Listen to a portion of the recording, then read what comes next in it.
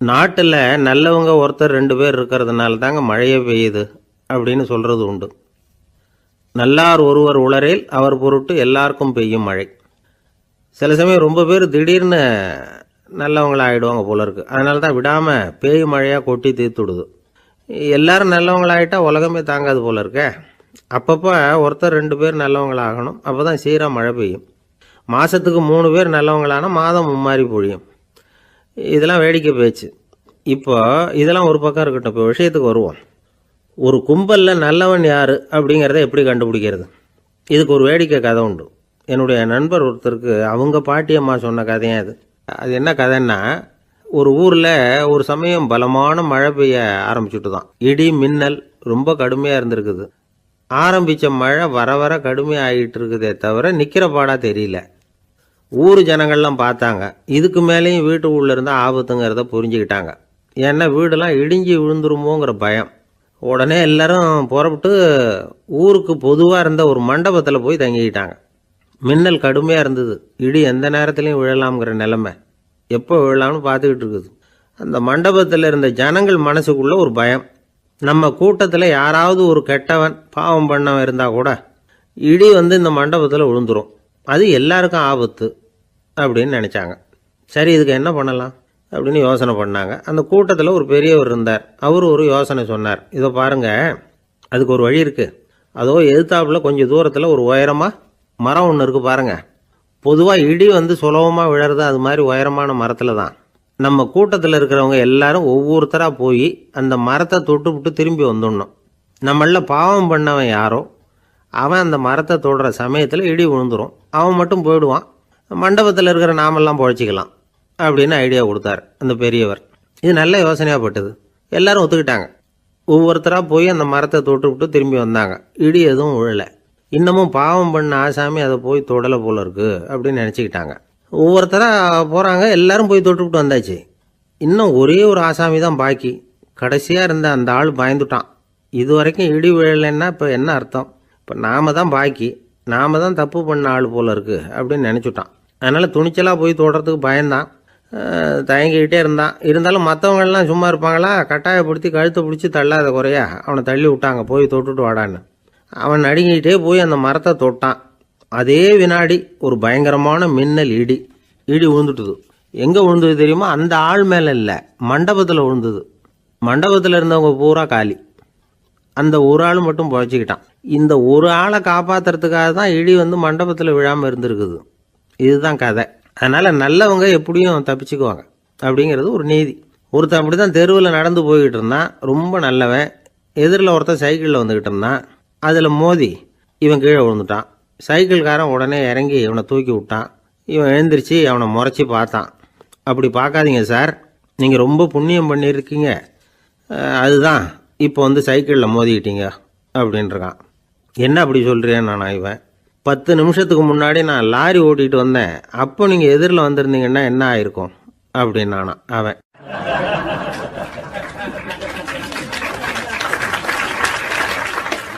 ஒரு பெரிய அரசன் இந்த உலகம் பூராவையும் ஆண்டுகிட்டு இருந்தான். ரொம்ப காலம் அப்படி அரசாட்சி பண்ணிக்கிட்டு இருந்தான். திடீர்னு அவனுக்கும் சில எதிரிகள் முளைச்சாங்க. அவங்கெல்லாம் ஒன்று சேர்ந்து இவனை தோற்கடிச்சுட்டாங்க. தோற்று போனதும் இவனுக்கு பயம் வந்துட்டுது. எங்கே எதிரிகள் நம்ம கொண்டுடுவாங்களோ அப்படின்னு. வெளியில் வந்தால் தனக்கு ஆபத்துன்னு பயந்துக்கிட்டு யாருக்கும் தெரியாமல் ஒரு குகைக்குள்ளே போய் பதுங்கி கிடக்கிறான். நிலைமையை பாருங்கள். முதல் நாள் அரண்மனையில் அதிகாரம் பண்ணிக்கிட்டு இருந்தவன் மறுநாள் குகையில் பயந்து போய் பதுங்கி கிடக்கிறான். ராத்திரி நேரம் வந்தது. பசி வயத்தை கிள்ளுது. பிச்சை எடுத்து சாப்பிட வேண்டிய நிலைமை. பிச்சை எடுக்கிறதுக்கு பாத்திரம் வேணுமே, என்ன பண்ணுறது அப்படின்னு அங்கேயும் இங்கேயும் பார்க்குறான். ஒரு மூலையில் யாரோ விட்டுட்டு போன ஒரு ஓடு கிடக்குது. அதை எடுத்துக்கிட்டு புறப்பட்டான். இருட்டில் வழி புரியல. ஏதோ ஒரு யூகத்தில் காலை மெதுவாக எடுத்து வச்சு நடந்து போயிட்டுருக்கிறான். வழியில் ஒரு கருப்பு நாய் படுத்து கிடந்தது. இருட்டில் அவன் இது கண்ணுக்கு சரியாக தெரியல. அவனுக்கு தவறி போய் காலை வச்சுட்டான். அது மேலே நாய் சும்மா இருக்குமா, வள்ளுன்னு விழுந்து கடிச்சு விட்டுது. காலை பார்க்குறான். காலத்தையும் நினச்சி பார்க்குறான். அரண்மனையில் வீரக்கழல் அணிந்த காலை உடைய மன்னா அப்படின்னு புகழ்வாங்களே புலவர்கள்லாம். ஆனால் அது இன்றைக்கி நாய் கடித்த காலம் ஆகிட்டுதே அப்படின்னு நினைக்கிறான். அது மட்டும் இல்லை, முன்னாடி எல்லாம் பொற்கிண்ணங்களில் தான் அவன் சாப்பிடுவான். ஆனால் இப்போது உடஞ்சி போன ஓட்டு, அது ஓட்டை வந்து கையில் வச்சுக்கிட்டு நிற்கிறான். அதில் யாராவது சாப்பாடு போடுவாங்களான்னு. முன்னாடியெல்லாம் நிறைய பேர் அரண்மனைக்கு வருவாங்க. அரசருக்கு காணிக்கைன்னு சொல்லி இவன் காலடியில் கொண்டாந்து கொட்டுவாங்க. அப்போல்லாம் இவன் அந்த ஜனங்களுடைய முகத்தை திரும்பி கூட பார்க்கறதில்ல, ரொம்ப கர்வமாக உட்காந்துருப்பான். அதே ஆள் இன்றைக்கி எல்லார் கண்ணுலேயும் படுறது மாதிரி பிச்சை எடுத்துக்கிட்டு இருக்கிறான். அப்போலாம் காணிக்கைகளை வந்து தன்னுடைய கையால் வாங்கிறது தனக்கு கௌரவ குறைச்சல்னு நினச்சி தன்னுடைய வேலைக்காரங்களை விட்டு தான் அதை வாங்க சொல்லுவான். இப்போ பார்த்தீங்கன்னா அவனே தன் கையாலேயே பிச்சை வாங்குறான். நினச்சி பாருங்கள், அந்த மனுஷன் நாள் அரசன், மறுநாள் பிச்சைக்காரன், எவ்வளோ வித்தியாசம். செல்வம் தான் இப்படி ஒரு வித்தியாசம் ஏற்படுறதுக்கு காரணம். அப்படிப்பட்ட செல்வம் வாழ்க்கையை நடத்துறதுக்கு நமக்கு தேவை தான். ஆனால் அதையே நாம் அடைய வேண்டிய பயனாக நினைக்கிறோம் பாருங்கள், அதுதான் வேடிக்கை. இதை வந்து நம்மாழ்வார் அழகாக ஒரு பாசுரத்தில் சொல்கிறார். ஒரு நாயகமாய் ஓட உலகுடன் ஆண்டவர், கருணாய் கவர்ந்த காலர், சிதைகிய பானையர், பெருநாடு காண இம்மையிலே பிச்சைதாம் கொள்வர், திருநாரணன் தாழ் காலம் பெற சிந்தித்து உய்மினோ அப்படிங்கிறார் நம்மாழ்வார். ஒரு பெரிய பணக்காரர் ஒரு துறவிகிட்ட போய், சாமி என்கிட்ட நிறைய பணம் இருக்குது, இருந்தாலும் நிம்மதி இல்லை, என்னால் நிம்மதியாக இருக்க முடியல, என்ன காரணம்னு கேட்டாராம். உடனே அந்த துறவி இதுக்கு நேரடியாக பதில் சொல்லாமல் பக்கத்தில் நின்றுக்கிட்டு இருந்த ஒரு குழந்தைய கூப்பிட்டார். அது ஓடியாந்தது. ஒரு ஆப்பிள் பழத்தை எடுத்து அது கையில் கொடுத்தார். அதை வாங்கிக்கிட்டு குழந்தை சிரிச்சுது. இன்னொரு பழத்தை எடுத்து கொடுத்தார். அதை இன்னொரு கையில் வாங்கிட்டு சிரிச்சுது. மூணாவது ஆப்பிள் எடுத்து கொடுத்தார். 2 பழத்தையும் நெஞ்சில் அணைச்சிக்கிட்டு 3ஆவது பழத்தையும் வாங்கிறதுக்கு முயற்சி பண்ணிச்சு. ஆனால் அது உடனே நழுவி கீழே விழுந்து உருண்டு ஓடிச்சு. ஏற்கனவே இருந்ததும் விழுந்துட்டுது. இப்போ அந்த குழந்தை அழ ஆரம்பிச்சுட்டுது. இப்போ அந்த துறவி பணக்காரர்கிட்ட சொன்னாராம், குழந்தைய கவனிச்சியா, 2 ஆப்பிள் போதும்னு அது நினச்சிருந்தா இப்போ அது அழ வேண்டிய அவசியம் வந்திருக்குமா அப்படின்னாராம். எதுவுமே அளவுக்கு மிஞ்சினா துன்பந்தான். இந்த காலத்தில் இதெல்லாம் யார் காதில் வாங்குறாங்க? ஒருத்தனை நல்ல வழிக்கு கொண்டு வரணும்னு நினச்சி அவனை கூப்பிட்டு உட்கார வச்சு இந்த கதையை சொல்லிகிட்டு இருந்தாங்க. சொல்லிவிட்டு அந்த குழந்தை செஞ்சது தப்பு தானே அப்படின்னு கேட்டிருக்கிறாங்க. ஆமாம், தப்பு தான், நானாக இருந்தால் அப்படி செஞ்சுருக்க மாட்டேன் நானா இவன். 2 பழமே போதும்னு சொல்லியிருப்பியா அப்படின்னு கேட்டிருக்காங்க.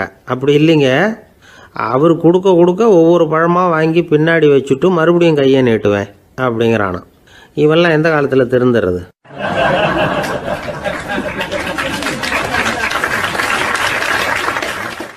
ஒரு பெரிய தத்துவ சிந்தனையாளர் இருந்தார், சுவாங் ட்சு அப்படின்னு பேர்.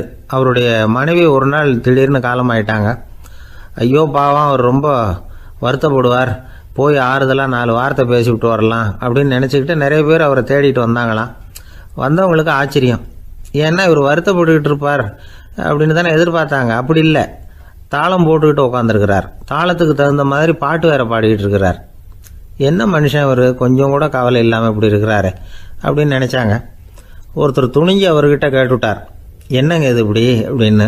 அதுக்கு அவர் என்ன சொன்னார் தெரியுமா? இதை பாருங்க, என்னுடைய மனைவி பிறக்கிறதுக்கு முன்னாடி அவளுக்கு உயிரும் கிடையாது, உடலும் கிடையாது. அதுக்கு பிறகு தான் உயிர் வந்தது, உடல் வந்தது, அந்த உருவம் வந்தது. இப்போ என்ன ஆச்சு? அந்த உருவமும் உயிரும் போயிட்டுது, அவ்வளவுதானே. வந்தது போயிட்டுது. இளவேனில் காலம், இலையுதிர் காலம், பனிக்காலம், இப்படி பருவங்கள் வந்து மாறி மாறி வருது இல்லையா? அது மாதிரி பிறப்பும் இறப்பும் மாறி மாறி வருது. இது இயற்கை. இதுக்காக அழுதா அது எப்படி அப்படின்னாராம். ஞான தெளிவு அடைஞ்சவங்களுக்கு எல்லாமே சுகம்தான். திருவள்ளுவரும் அதை தான் சொல்கிறார், உறங்குவது போலும் சாக்காடு, உறங்கி விழிப்பது போலும் பிறப்பு. தூங்கிறதுக்கெல்லாம் நாம் வருத்தப்பட்டுக்கிட்ட இருக்கிறோமா? இன்றைக்கி தூங்க வேண்டியிருக்குதே, இன்னும் கொஞ்சம் நேரத்தில் நான் தூங்க வேண்டியிருக்கு அப்படின்னு சொல்லி யாராவது அழுதுகிட்டு இருப்பாங்களா? அதனால் இந்த உலக வாழ்க்கையினுடைய இயல்பை வந்து யதார்த்தத்தை நாம் தெளிவாக புரிஞ்சுக்கணும். அப்படி புரிஞ்சுக்கிட்டால் நாம் கவலை இல்லாமல் வாழ முடியும். ஒரு வயசான தாத்தா பாட்டி 60 வருஷத்துக்கு முன்னாடி அவங்களுக்கு கல்யாணம் ஆச்சு. ஒன்றாவே வாழ்ந்தாங்க, ஒன்றாவே இறந்து போனாங்க. இப்போ அவங்க 2 பேரும் சொர்க்கத்துக்கு போய் சேர்ந்தாங்க. அங்கே எல்லா வசதியும் இருந்தது. ஒரு பெரிய பங்களாவே இவங்களுக்கு ஒதுக்கி கொடுத்தாங்களாம். இதுக்கு எவ்வளவு வாடகைன்னு கேட்டார் தாத்தா. வாடகையெல்லாம் கிடையாது, இலவசம் அப்படின்னார் அங்கே இருந்தவர். அந்த வீட்டுக்கு பின்னாடி ஒரு பெரிய புல்வெளி இருந்தது. இதில் விளையாட ஏதாவது கட்டணம் உண்டான்னு கேட்டிருக்கார் தாத்தா. அதெல்லாம் ஒன்றும் கிடையாது, பணம்லாம் கட்ட வேண்டியதில்லை அப்படின்னார் அவர்.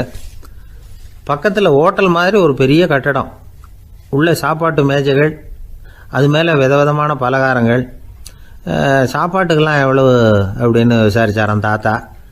அதுதான் சொன்னேனே, இங்கே எல்லாமே இலவசம்தான், எது வேணும்னாலும் சாப்பிட்லாம், எவ்வளவு வேணும்னாலும் சாப்பிட்லாம் அப்படின்னாராம். நீங்கள் சொல்கிறீங்க அப்படி, ஆனால் நான் சர்க்கரை சேர்த்துக்கக்கூடாது, உப்பு சேர்த்துக்கக்கூடாது, பாட்டி கையால் எப்பவும் பத்திய சாப்பாடு தான் அப்படின்னாராம் தாத்தா. இதை பாருங்கள், இங்கே உங்களுக்கு அந்த கவலையும் வேண்டியதில்லை. இங்கே நீங்கள் ஸ்வீட்டு சாப்பிட்லாம், காரம் சாப்பிட்லாம், உங்களுக்கு எந்த நோயும் வராது அப்படின்னாராம் அங்கே சொர்க்கத்தில் இருந்தவர். இதை கேட்ட உடனே அந்த தாத்தா பக்கத்தில் நின்ன பாட்டியை பார்த்து கத்தினாராம், அடி பாவி, எல்லாத்தையும் கெடுத்துட்டியே, நீ எனக்கு பத்திய சாப்பாடு போடாமல் கண்டதை திங்க விட்டுருந்தா 10 வருஷத்துக்கு முன்னாடியே நான் இங்கே வந்து சேர்ந்துருப்பேனே அப்படின்னாராம்.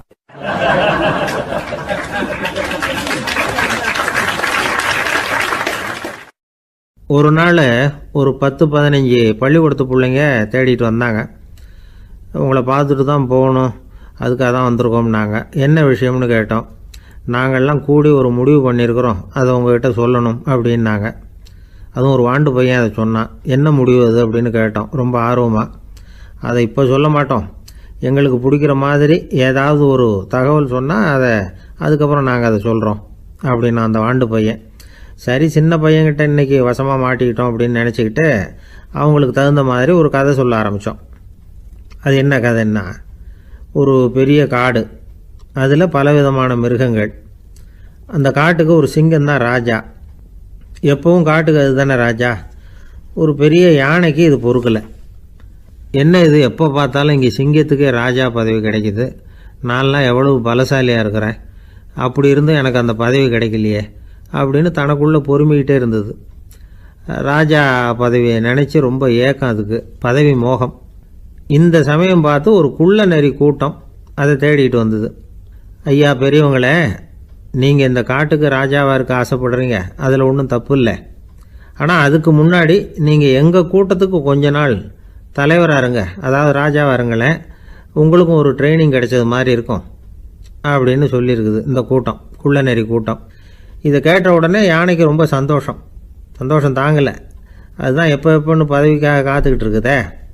இருந்தாலும் கொஞ்சம் பிகுவோட, சரி நீங்கள்லாம் இவ்வளோ தூரம் என்னை தேடிட்டு வந்து கேட்கறதுனால மறுக்க முடியல அப்படின்னு ரொம்ப ஏதோ அவளுக்கு சிரமப்பட்டு ஒத்துக்கிறது மாதிரி ஒத்துக்கிட்டது.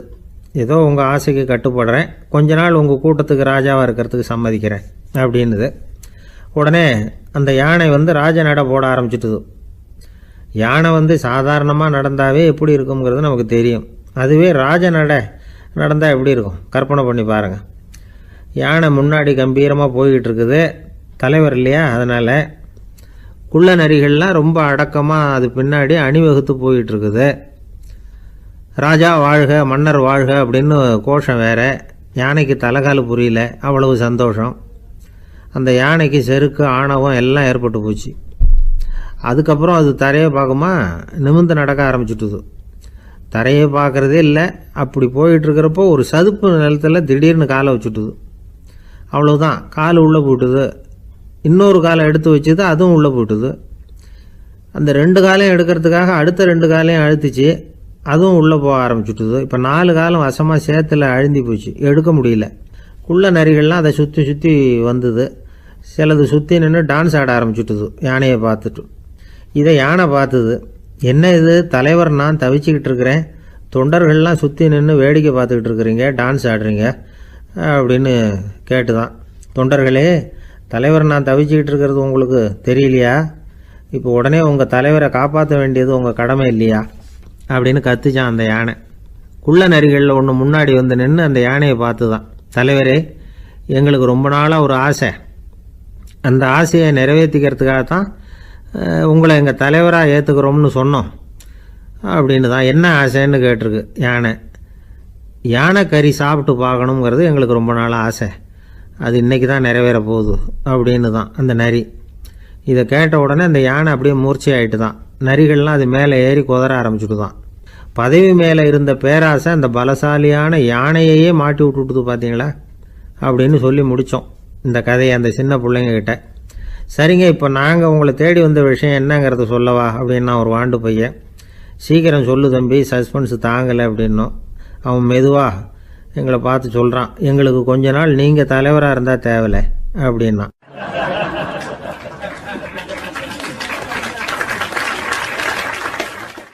ஒரு காட்டில் ஒரு முனிவர் இருந்தார். ஒரு நாள் அவரை தேடிட்டு 4 பேர் வந்தாங்க. சுவாமி, எங்களுக்கு ரொம்ப நாளாக ஒரு சந்தேகம்னாங்க. என்னன்னு கேட்டார். இந்த உலகத்தில் எவ்வளவோ காரியங்கள் நடக்குது, எது நியாயம் எது அநியாயம் அப்படின்னு புரிஞ்சிக்க முடியலன்னாங்க. அது யாராலையும் புரிஞ்சிக்க முடியாதுன்னார் முனிவர். வந்தவங்களுக்கு ஆச்சரியமாக போச்சு, ஒரு மாதிரியாக பார்த்தாங்க. இதை முனிவர் கவனிச்சார். சரி, புறப்படுங்க என்னோடன்னார். எங்கன்னு கேட்டாங்க. இப்போ உங்கள் 4 பேரையும் ஒரு புஷ்பக விமானத்தில் அழைச்சிட்டு போகிறேன். இந்த உலகத்தில் சர்வசாதாரணமாக நடக்கக்கூடிய ஒரு காட்சியை உங்களுக்கு காட்ட போகிறேன். நீங்கள் பார்க்க போகிற அந்த காட்சி நியாயமா அநியாயமா அப்படிங்கிறத என்கிட்ட சொல்லணும். நீங்கள் சரியான பதில் சொன்னால் புஷ்பக விமானத்தில் தொடர்ந்து பிரயாணம் பண்ணலாம். தவறான பதில் சொன்னால் இந்த புஷ்பக விமானம் உங்களை கீழே தள்ளி விட்டுரும் அப்படின்னார். 4 பேருக்கும் பயந்தான். இருந்தாலும் முனிவர் கூப்பிடுறாரு அப்படின்னு சொல்லி புறப்பட்டாங்க. அவங்க எல்லாரும் புறப்பட்டு ஒரு காட்டு வழியாக போய்கிட்டு இருக்கிறாங்க புஷ்பக விமானத்தில். அங்கே நடக்கிற ஒரு காட்சியை காட்டுறார் முனிவர். அதோ அங்கே பாருங்கன்னார். அந்த விமானத்தில் இருந்தபடியே எல்லாரும் கீழே குனிஞ்சு பார்க்குறாங்க. அங்கே ஒரு தாய் புலி அப்போ தான் குட்டி போட்டிருக்கு. குட்டிகளை ஈன்ற உடனே பசிக்கு இறை தேடி அந்த பக்கமாக வருது. அதே நேரம் ஒரு தாய் மான், அதுவும் அப்போ தான் குட்டி போட்டிருக்கு. அதுவும் இதே மாதிரி குட்டிகளை ஈன்ற உடனே பசிக்கு இறை தேடி அந்த பக்கமாக வருது. இப்போ அந்த புலி அந்த மானை அடித்து போட்டுடுது. அதுவும் சாப்பிடுது, குட்டிகளுக்கும் கொடுக்குது. இப்போ அந்த புலிக்குட்டிகள் முகத்தில் மகிழ்ச்சி, தாயை இழந்த அந்த மான் குட்டிகள் முகத்தில் துக்கம். இப்போ அந்த முனிவர் 4 பேர்கிட்டையும் கேட்குறார், நீங்கள் இங்கே பார்த்தீங்களே, இதில் எது நியாயம் எது அநியாயம்? ஒவ்வொருத்தராக சொல்லுங்கள். உங்கள் பதில் சரியில்லைன்னா இந்த விமானம் உங்களை கீழே தள்ளி விட்டுரும். சொல்லுங்கள் பார்க்கலாம்னார். முதல்ல ஒருத்தன் சொன்னான், அந்த புலி செஞ்சது சரிதாங்க. அது பசிக்கு அதுதான் ஆகாரம். தன்னுடைய பசிக்கு தானே இறை தேடிக்கிட்டுது. அதில் என்ன தப்பு? அவ்வளவுதான். அதனால் புலி செஞ்சது நியாயம்தான் அப்படின்னா. அவ்வளவுதான், அந்த விமானம் அவனை அப்படியே கீழே தள்ளி விட்டுட்டுது. அதனால் அவன் கொடுத்த பதில் சரியில்லை அப்படிங்கிறது புரிஞ்சு போச்சு. இப்போ 2வது ஆள் சொன்னான், புலி செஞ்சது பாவம், அந்த தாய்மான் என்ன தப்பு பண்ணிச்சு? இப்போ அந்த குட்டிகளுக்கு யார் ஆதரவு? அதனால் புலி செஞ்சது அநியாயம் அப்படின்னா. அவ்வளவுதான், அவனையும் கீழே தள்ளி விட்டுட்டுது அந்த விமானம். இந்த பதிலும் சரியில்லை அப்படின்னு ஆயிட்டுது. இப்போ 3வது ஆள் வந்தான். முதல்ல 2 பேர் கீழே விழுந்ததை பார்த்துக்கிட்டு இருந்தான். அதனால் அவன் சொன்னான், ரெண்டுமே நியாயந்தாங்க. புலி இறை தேடினதும் இயற்கை, அதுக்கு மான் இறையானதும் இயற்கை. அதனால் இதில் ஒன்றும் தப்பு இல்லைன்னா. அவ்வளவுதான், அவனையும் அந்த விமானம் கீழே பிடிச்சி தள்ளி விட்டுது. இப்போ 4வது ஆள் வந்தான். முனிவர் கேட்டார், நீயாவது சொல்லுப்பா, இந்த செயலில் எது நியாயம்னார். அவன் தெளிவாக பதில் சொன்னான். அதாவது என்ன சொன்னான்னா, எனக்கு தெரியல அப்படின்னா. அவனை விமானம் கீழே தள்ளலை, சௌரியமாக அழைச்சிட்டு போட்டுது. இவனும் பிரயாணம் சௌக்கியமாக பண்ணானான். ஆக இதுதான் சரியான பதிலுங்கிறத முனிவர் உணர்த்தினார். இந்த கதையிலிருந்து நாம் புரிஞ்சுக்க வேண்டியது என்னென்னா, இந்த உலகத்தில் எவ்வளவோ காரியங்கள் நடக்குது. அதெல்லாம் ஏன் அப்படி நடக்குதுங்கிறதுக்கு எப்பேற்பட்ட பண்டிதராலும் பதில் சொல்ல முடியாது. தெரியாததை தெரியாதுன்னு ஒத்துக்கிட்டா வாழ்க்கை பிரயாணம் சுகமாக இருக்கும். அதனால் தேவையில்லாத விஷயங்களை புரிஞ்சுக்கிறதுக்கு நேரத்தை செலவு பண்ணிகிட்டு இருக்கக்கூடாது. வாழ்க்கையை குழப்பிக்கக்கூடாது. வாழ்க்கைக்கு தேவையானது என்னவோ அதை மட்டும் புரிஞ்சுக்கிட்டா போதும். இந்த காலத்து ஆள் ஒருத்தன் ஒரு பெரியவரை தேடி வந்தான். ஐயா, ஒரு சந்தேகம்னா. என்ன உன்னுடைய சந்தேகம்னார். பகுத்தறிவுன்னா என்ன, விதின்னா என்ன அப்படின்னு கேட்டான். இதுக்கு அவர், இப்போ உன்னுடைய வலது காலை தூக்குன்னார். தூக்கினான். சரி, இப்போ உன்னுடைய வலது காலை கீழே இறக்காம உன்னுடைய இடது காலையும் தூக்குன்னார். தூக்கினான். பொத்துன்னு கீழே விழுந்துட்டான். பெரியவர் சொன்னார், உன்னால் ஒரு காலை தூக்க முடிஞ்சுது, அதுதான் பகுத்தறிவு. 2 கால்களையும் ஒரே சமயத்தில் தூக்கினா அடிபடும், அப்படிங்கிறது தான் விதி அப்படின்னு விளக்கம் கொடுத்தார். இவன் தன்னுடைய விதியை நொந்துக்கிட்டே இடுப்பை பிடிச்சிக்கிட்டு அங்கேருந்து நடந்து போயிட்டானான்.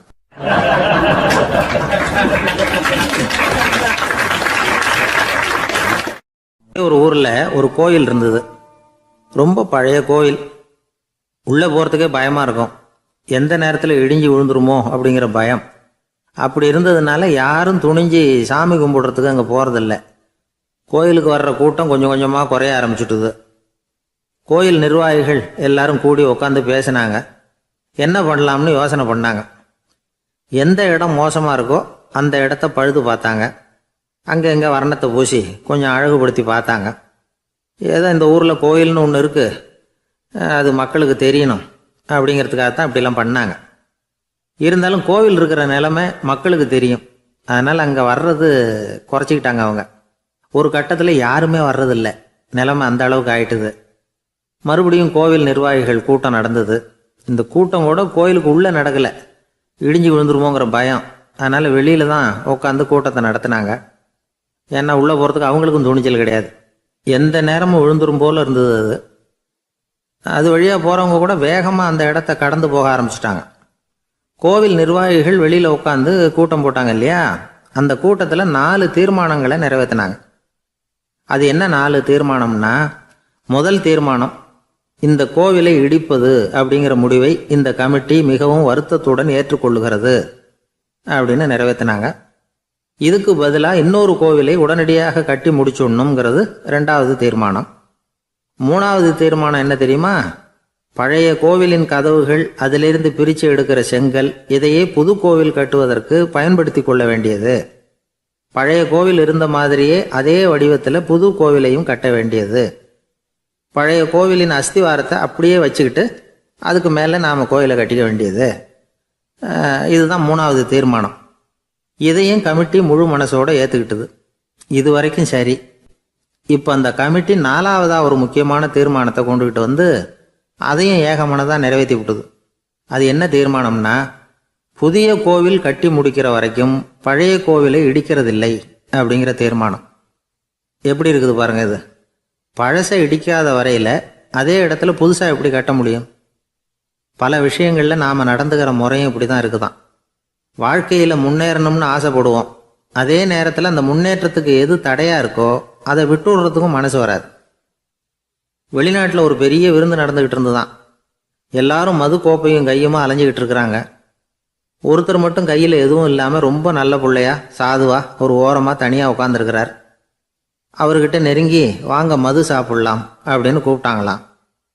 என்னை வற்புறுத்தாதீங்க, நான் என் மனசுக்குள்ளே உறுதியாக தீர்மானம் பண்ணிவிட்டேன் அப்படின்னாராம். என்ன தீர்மானம் பண்ணியிருக்கீங்க அப்படின்னு கேட்டிருக்காங்க. ஏற்கனவே முழு போதையில் இருக்கும் பொழுது மறுபடியும் மது கோப்பையை தொடரதில்லை அப்படின்னு தீர்மானம் பண்ணியிருக்கேன் அப்படின்னாராம்.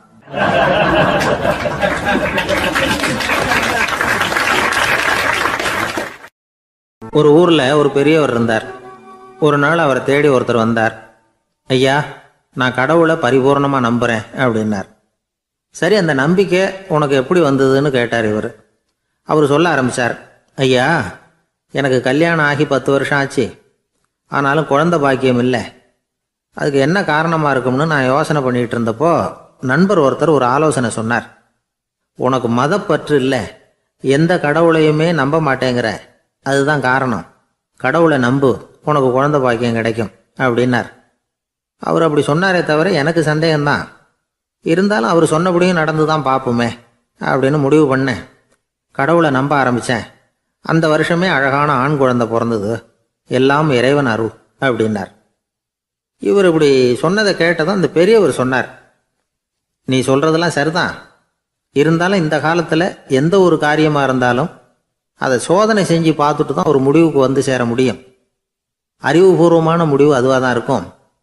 அறிவியல் சோதனைகள் அப்படித்தான். ஒரு குறிப்பிட்ட விஷயத்தை பற்றி எத்தனை தடவை சோதனை பண்ணாலும் ஒரே முடிவு தான் கிடைக்கணும். அதுதான் சரியாக இருக்கும்.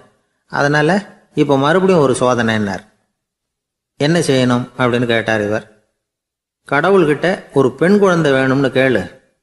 முதல்ல ஆண் குழந்தையை கொடுத்தது மாதிரியே இப்போ ஒரு பெண் குழந்தையையும் கொடுக்குறாரா பார்க்கலாம் அப்படின்னார். சரின்னு சொல்லி இவர் அதே மாதிரி முயற்சி பண்ணினார். அதுக்கப்புறம் அவர் இந்த பெரியவர்கிட்ட வரவே இல்லை. கொஞ்ச காலம் கழித்து இவரே அவரை தேடிக்கிட்டு போய் கதவை தட்டினார். அவர் கதவை திறந்தார். என்ன ஆச்சு, கடவுள் கண் திறந்தாரா அப்படின்னு கேட்டார். அவர், அந்த சமாச்சாரம்லாம் நமக்கு வேணாம் சார். முதல் தடவை அது ஏதோ தற்செயலாக ஏற்பட்ட ஒரு சாதகம். இப்போ நீங்கள் 2வது தடவை சொன்ன பிறகு தினமும் கடவுளை வேண்டிக்கிட்டு தான் இருக்கிறேன், ஒன்றும் நடக்கலை அப்படின்னார் ரொம்ப விரக்தியாக. ஒரே ஒரு தோல்வியில் உங்கள் நம்பிக்கையெல்லாம் பறந்து போயிடுது பார்த்தீங்களா அப்படின்னார் அந்த பெரியவர். எல்லாம் நல்ல விதமாக நடக்கிற வரைக்கும் நம்பிக்கை, எதிர்பார்த்தது தோல்வியில் முடிஞ்சுட்டுதுன்னா அவநம்பிக்கை. மற்றவர்கள் பேரில் வைக்கிற நம்பிக்கை எந்த நேரத்திலையும் விவகாரமாகி விடக்கூடிய சாத்தியம் உண்டு. நாம் நம்பிக்கை வைக்க வேண்டியது நம்மகிட்ட தான், நமக்குள்ளே இருக்கிறார் கடவுள். எனவே நம்ம பேரில் நாம் வைக்கிற நம்பிக்கை தான் உண்மையான கடவுள் பக்தி.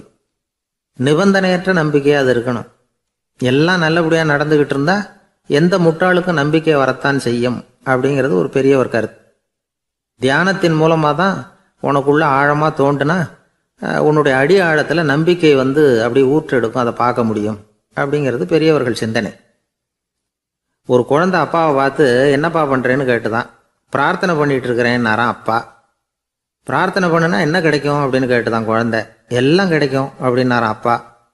நீ வச்சிருக்கிறிய பேனா அது கூட கிடைக்குமான்னு கேட்டுதான் குழந்தை. கிடைக்குமேன்னு இருக்கார். அப்படின்னா அந்த பேனாவை என்கிட்ட கொடுத்துரு, நீ பிரார்த்தனை பண்ணி வேற பேனா வாங்கிக்கோ அப்படின்னு தான் அந்த குழந்தை.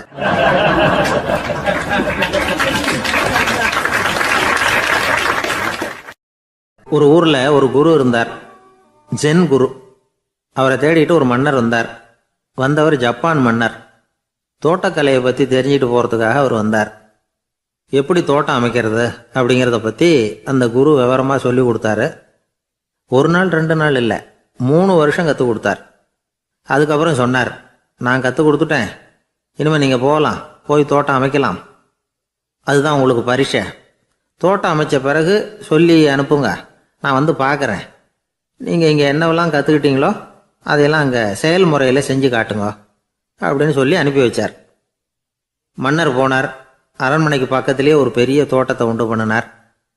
அழகான மரங்களையும் செடிகளையும் உருவாக்கினார்.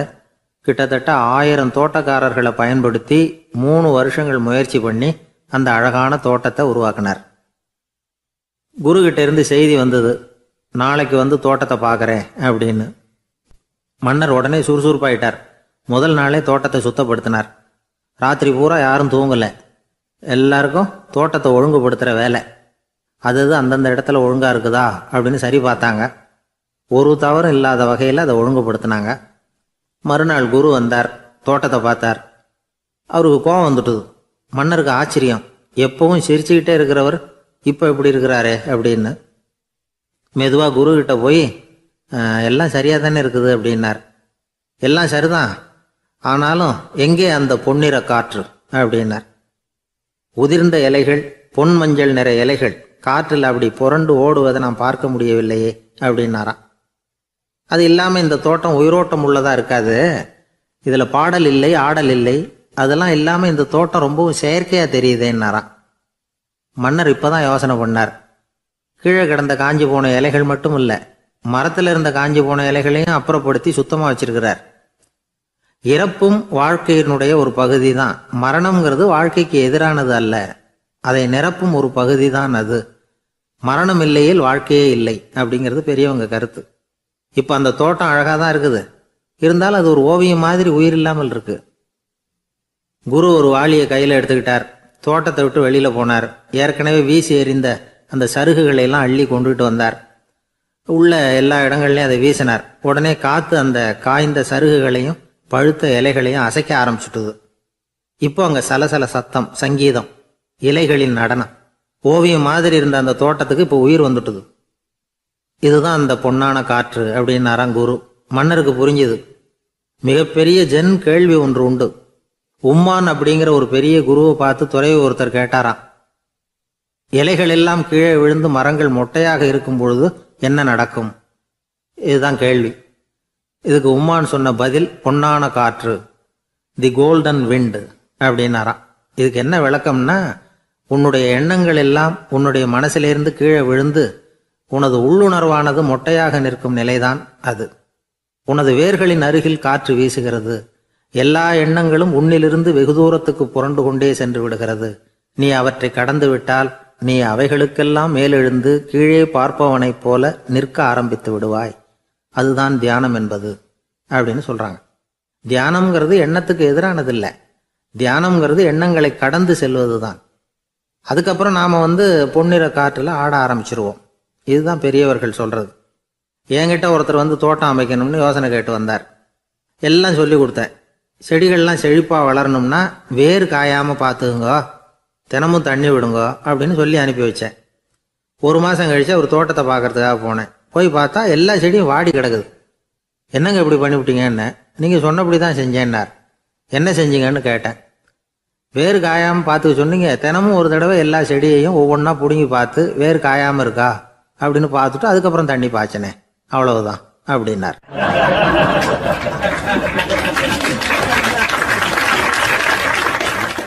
ஒரு வயசான பாட்டியும் தாத்தாவும் ஒரு பூங்காவில் உட்காந்து பேசிக்கிட்டு இருக்கிறாங்க.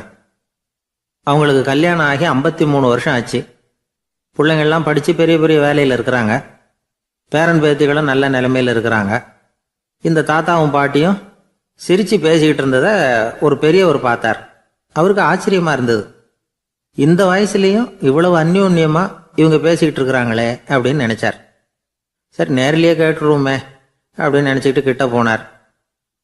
உங்கள் மன வாழ்க்கையின் வெற்றிக்கான ரகசியம் என்ன அப்படின்னு கேட்டார். இதை கேட்டதும் அந்த தாத்தா சிரிச்சுக்கிட்டே பாட்டியை பார்த்தாராம். அதுக்கப்புறம் சொன்னாராம், நான் இந்த அம்மாவை கல்யாணம் பண்ணிக்கிட்டதுக்கும் எங்களுடைய இல்வாழ்க்கை இவ்வளவு நாளாக பலம் குறையாமல் மகிழ்ச்சியாக இருக்கிறதுக்கும் காரணம் ஒன்று தான். அது என்ன காரணம்னா, எங்களுக்கு இடையில பொதுவாக நிறைய குறைகள் உண்டு, அதுதான் காரணம் அப்படின்னாராம். அவர் சொல்கிறது சரிதான் அப்படிங்கிறது மாதிரியே அந்த பாட்டியும் அவரை நிமிர்ந்து பார்த்தாங்களாம். இந்த பெரியவர் மறுபடியும் அந்த பாட்டியை பார்த்து அதே கேள்வியை கேட்டிருக்கார். உங்களுடைய நீண்டகால மன வாழ்க்கைக்கு கிடைச்ச வெற்றி எதனாலேன்னு சொல்ல முடியுமா அப்படின்னு கேட்டாராம். அவங்களும் சிரிச்சுக்கிட்டே பதில் சொன்னாங்களாம். என்ன பதில் தெரியுமா? சில பேரை நாம் குறிப்பிட்ட பண்புகளுக்காக நேசிக்கிறோம், வேற சிலரை நாம் அந்த பண்புகள் இல்லாத குறைகளுக்காகவே விரும்பி பழகிறோம் இல்லையா அப்படின்னு கேட்டுவிட்டு தலையை குனிஞ்சுக்கிட்டாங்களாம் அந்த பாட்டியம்மா. அவங்க அப்படி சொன்னதை கேட்டதும் இவருக்கு புதுசாக ஞானம் பிறந்தது மாதிரி இருந்துதான். இதுதான் மனம் நிறைந்த மன வாழ்க்கை அப்படிங்கிறார் சுவாமி சின்மயானந்தர். பண்புகளை எப்படி நேசிக்க முடியுதோ அதே மாதிரி பண்புகள் இல்லாத குறைகளையும் நேசிக்க முடியும். மனசு தான் காரணம். ஒரு மேல்நாட்டு தம்பதி, அவங்களும் தாத்தா பாட்டி தான்.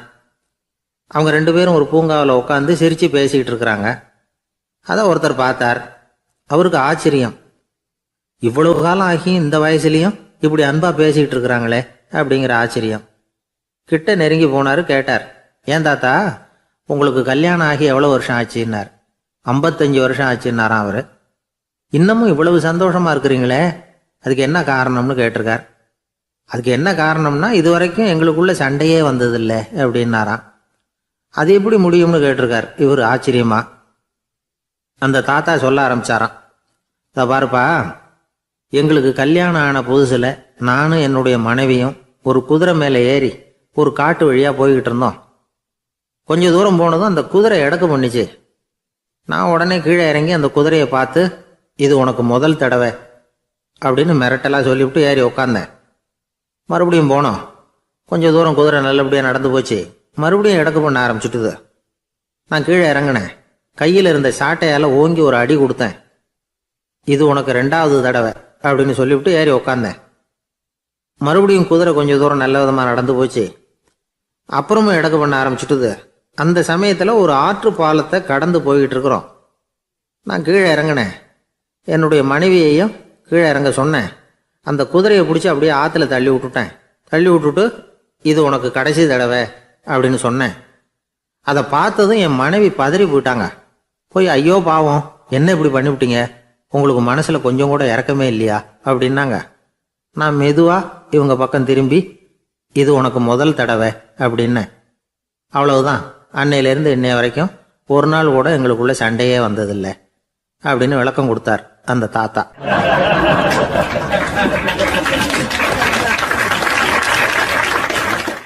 ஒரு ஆள் வேகமாக நடந்து போய்கிட்டு இருந்தான். அவன் வேகமாக நடக்கிறதுக்கு காரணம் வெயில் காலம், காலில் செருப்பு இல்லை, மணல் பாதை, அதுதான் வேகம். காலில் செருப்பும் இல்லாமல் கையில் குடையும் இல்லாமல் அந்த ஆள் வெயிலில் நடந்து போய்கிட்டு இருக்கிறான். அந்த சமயத்தில் இன்னொருத்தன் குதிரை மேலே ஏறி அந்த வழியாக வந்துக்கிட்டு இருக்கிறான். அவன் காலில் செருப்பும் இருந்தது, கையில் குடையும் இருந்தது. நடந்து போய்கிட்டு இருந்தவன் அந்த குதிரை ஆசாமியை பார்த்து கேட்டான், ஐயா, நீங்களும் குதிரை மேலே உட்காந்துக்கிட்டு போய்கிட்டு இருக்கிறீங்க. அப்படி இருக்கிறப்போ உங்களுக்கு அந்த செருப்பு என்னத்துக்கு? அதை எனக்கு கொடுத்து உதவலாமே அப்படின்னா. குதிரை மேலே உட்காந்துருந்தவன் யோசனை பண்ணி பார்த்தான். இவன் சொல்கிறது நியாயம்தானே அப்படின்னு சொல்லி தன்னுடைய செருப்பை கழட்டி அந்த வழிப்போக்கனுக்கு கொடுத்துட்டான். ரொம்ப நல்லதுங்க அப்படின்னு சொல்லி இவன் அதை வாங்கி காலில் மாட்டிக்கிட்டான். அதுக்கப்புறம் மறுபடியும் இவன் ஆரம்பித்தான். ஐயா, நீங்கள் குதிரையில் போகிறதுனால போக வேண்டிய இடத்துக்கு வேகமாக போய் சேர்ந்துருவீங்க. அதனால் உங்கள் கையில் அந்த குடை என்னத்துக்கு? நான் நடந்து போயிட்டுருக்கிறவன் ரொம்ப நேரம் நடக்க வேண்டியிருக்கும் இந்த வெயிலில். அதனால் அந்த குடையையும் எனக்கு கொடுங்களேன் அப்படின்னா. குதிரை வீரன் யோசனை பண்ணி பார்த்தான். இதுவும் நியாயம்தானே அப்படின்னு அவனுக்கு தோணுச்சு. உடனே இறக்கப்பட்டு தன் காலில் இருந்த செருப்பை கொடுத்தது மாதிரியே தன் கையில் இருந்த கொடையையும் இவங்கிட்ட கொடுத்துட்டான். அதுக்கப்புறம் அவன் நிம்மதியாக புறப்பட்டான். இப்போ மறுபடியும் கை தட்டி அவனை நிறுத்தினான். கீழே நின்றுட்டு இருந்தவன், என்னப்பா ஏன் என்ன நிறுத்தின? இன்னும் ஏதாவது வேணுமா உனக்கு அப்படின்னா குதிரையில் இருந்தவன். இவன் மெதுவாக வாயை திறந்து அந்த குதிரையையும் என்கிட்ட கொடுத்துருங்களேன்னா. அந்த குதிரை வீரன் இப்போ ஒரு கணம் யோசனை பண்ணி பார்த்தான். உடனே என்ன பண்ணான் தெரியுமா? தன்கிட்ட இருந்த குதிரை சவுக்கை எடுத்தான். குதிரை சவுக்கால் அந்த ஆளை வாங்குவாங்கன்னு வீசி தள்ளிவிட்டான். இவ்வளவு சவுக்கடியும் வாங்கிக்கிட்டு இந்த ஆள் என்ன பண்ணான் தெரியுமா? சிரிக்கிறான். அடி வாங்கிட்டு யாராவது சிரிப்பாங்களா? குதிரை வீரனுக்கு ஒன்றும் புரியல. என்னப்பா அது, ஏன் இப்படி அடி வாங்கிட்டு இப்படி சிரிக்கிறியே அப்படின்னு கேட்டான். இப்போ அந்த வழிப்போக்கன் சொல்கிறான், ஐயா, நான் இப்படி சிரிக்கிறதுக்கு காரணம் இருக்கு. இப்படி குதிரை கேட்டு உங்ககிட்ட அடி வாங்கலைன்னு வச்சுக்கோங்க, என் உயிர் உள்ள வரைக்கும் மனசில் ஒரு தவிப்பு இருந்துக்கிட்டே இருக்கும். செருப்பையும் கொடையையும் கேட்ட உடனே கொடுத்தவன் குதிரையையும் கேட்டிருந்தா கொடுத்துருப்பானோ அப்படிங்கிற பேராசையில் ஏங்கிக்கிட்டே இருந்திருப்பேன். இப்போ உங்ககிட்ட அடி வாங்கின பிறகு என்னுடைய அந்த சந்தேகம் தீர்ந்து போச்சு. என்னுடைய ஆசைக்கு எல்லை எது அப்படிங்கிறத எனக்கு புரிஞ்சுட்டுது அப்படின்னு சொல்லிவிட்டு அவன் நடக்க ஆரம்பிச்சிட்டானான். ஆசைக்கும் எல்லை உண்டு அப்படிங்கிறத விளக்கறதுக்காக வாரியார் சுவாமிகள் சொல்கிற கதை இது. இந்த காலத்துலேயும் ஒருத்தன் அது மாதிரி கொடை செருப்போட குதிரையில் போய்கிட்டு இருந்தான். எதிரில் நடந்து வந்தவன், ஐயா உங்கள் கொடையை எனக்கு கொடுங்களேன்னு கேட்டான். உடனே அவன் குதிரையிலேருந்து கீழே குதிச்சு அவனை சாட்டையால் அடிக்க ஆரம்பிச்சிட்டான். இன்னொருத்தர் அந்த வழியாக வந்தவர் இதை பார்த்தார். ஏன்பா அவன் கேட்டான், உன்னால் முடியலன்னா இல்லைன்னு சொல்லிட வேண்டியது தானே, அதுக்காக ஏன் இப்படி அவனை போட்டு அடிக்கிறேன்னு கேட்டார். உங்களுக்கு விவரம் புரியாது சார், காலம் ரொம்ப கெட்டு போச்சு. கேட்டதை கொடுத்தேன்னு வச்சுக்கோங்க, இந்த குதிரையே என்னோடது, அவன் திருடிக்கிட்டு போகிறான் அப்படின்னு என் பேரில் புகார் கொடுக்க ஆரம்பிச்சிருவான் சார் அப்படின்னா. அது எப்படி அவ்வளோ உறுதியாக சொல்கிறேன்னு கேட்டார் அவர். ஏற்கனவே அது மாதிரி ஒருத்தன் பேரில் புகார் கொடுத்துட்டு தான் இந்த குதிரையை நான் தள்ளிட்டு வந்துகிட்டு இருக்கிறேன் அப்படின்னார்.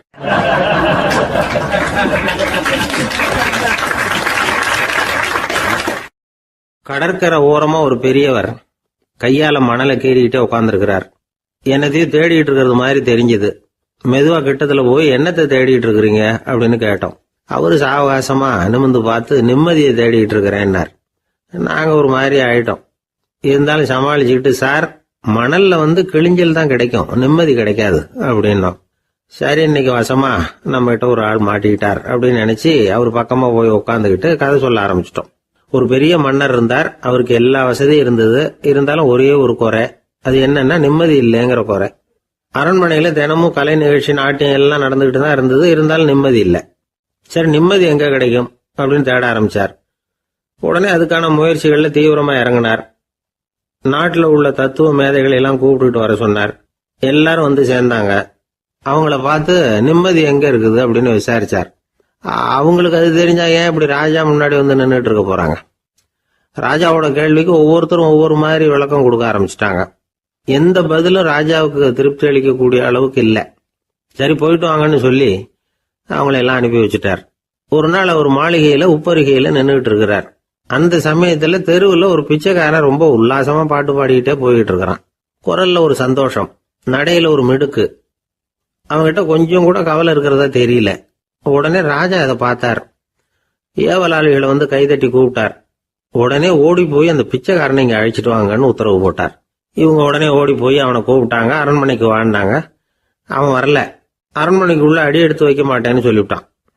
ராஜா கிட்ட விஷயத்தை சொன்னாங்க. அவருக்கு ரொம்ப ஆச்சரியம், இப்படி ஒரு ஆள் இருக்கிறானா அப்படின்னு. சரி, அவன் என்னதான் சொல்றான் அப்படின்னு விசாரிச்சார்.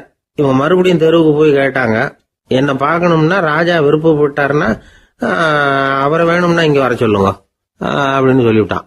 அதை ராஜா கிட்ட சொன்னாங்க. அவருக்கு கோபம் வரல.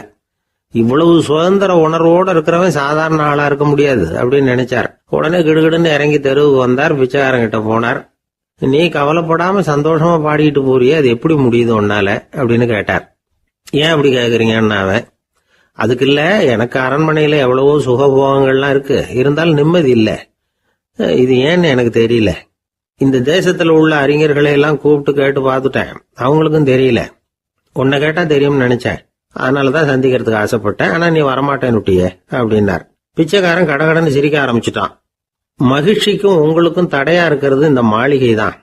இதை விட்டுட்டு வெளியில வந்துட்டா நிம்மதி தேடிட்டு வந்துடும்னா. நான் அரசன், எனக்குன்னு கடமைகள் இருக்கு, அதையெல்லாம் விட்டுட்டு எப்படி வர முடியும்னார் ராஜா. ரெண்டும் ஒரே நேரத்துல கிடைக்கணுங்கிறது முடியாத காரியம். உங்க சுகபோகத்துக்கு விலையாதான் உங்க நிம்மதியை கொடுத்துக்கிட்டு இருக்கிறீங்க. என்ன பாருங்க, என்கிட்ட எதுவும் இல்லை, அதனால எதுவும் போயிடுமோங்கிற பயமும் இல்ல, நிம்மதியா இருக்கிறேன் அப்படின்னா அவன். ராஜா உடனே சந்தோஷப்பட்டு தன்னுடைய மேலங்கியை எடுத்து அவனுக்கு பரிசா கொடுத்தாரான். அவன் சிரிச்சுக்கிட்டே அதை வாங்க மாட்டேன்னு விட்டானான். இதை நீங்க எனக்கு கொடுக்கறதுனால எந்த பயனும் இல்லை, அதே நேரத்துல அதை வாங்கிட்டேன்னா அடுத்த வினாடியிலிருந்து அதை எப்படி காப்பாத்துறதுங்கிற கவலை எனக்கு சேர்ந்துடும். அப்புறம் தூக்கம் வராது, நிம்மதி போயிடும் அப்படின்னானா. சொல்லிவிட்டு அவன் பாட்டுக்கு சந்தோஷமா பாடிக்கிட்டே போயிட்டான். நிம்மதி எங்க இருக்குங்கிறதையும் ராஜா தெரிஞ்சுக்கிட்டார். அந்த இடத்துக்கு தன்னால போக முடியாதுங்கிறதையும் அவர் புரிஞ்சுக்கிட்டார். இப்படி இந்த கதைய அந்த கடற்கரையில மணலை கீறிக்கிட்டே உட்கார்ந்துருந்தார அந்த பெரியவர்கிட்ட சொல்லி முடிச்சோம். அவர் முகத்துல ஒரு தெளிவு தெரிஞ்சது. எங்களை நிமிர்ந்து பார்த்தார். ரொம்ப நன்றிங்க, இப்ப எனக்கு தெரிஞ்சு போச்சு, நிம்மதி வேணும்னா அதுக்கு என்ன பண்ணணும்னு இப்ப நல்லா புரிஞ்சுக்கிட்டேன் அப்படின்னார். என்ன புரிஞ்சுக்கிட்டீங்கன்னு கேட்டோம். இனிமே இந்த பக்கம் வந்தா உங்க கண்ணுல படாத இடமா பார்த்து உட்காரணும்னு புரிஞ்சுக்கிட்டேன் அப்படின்னார்.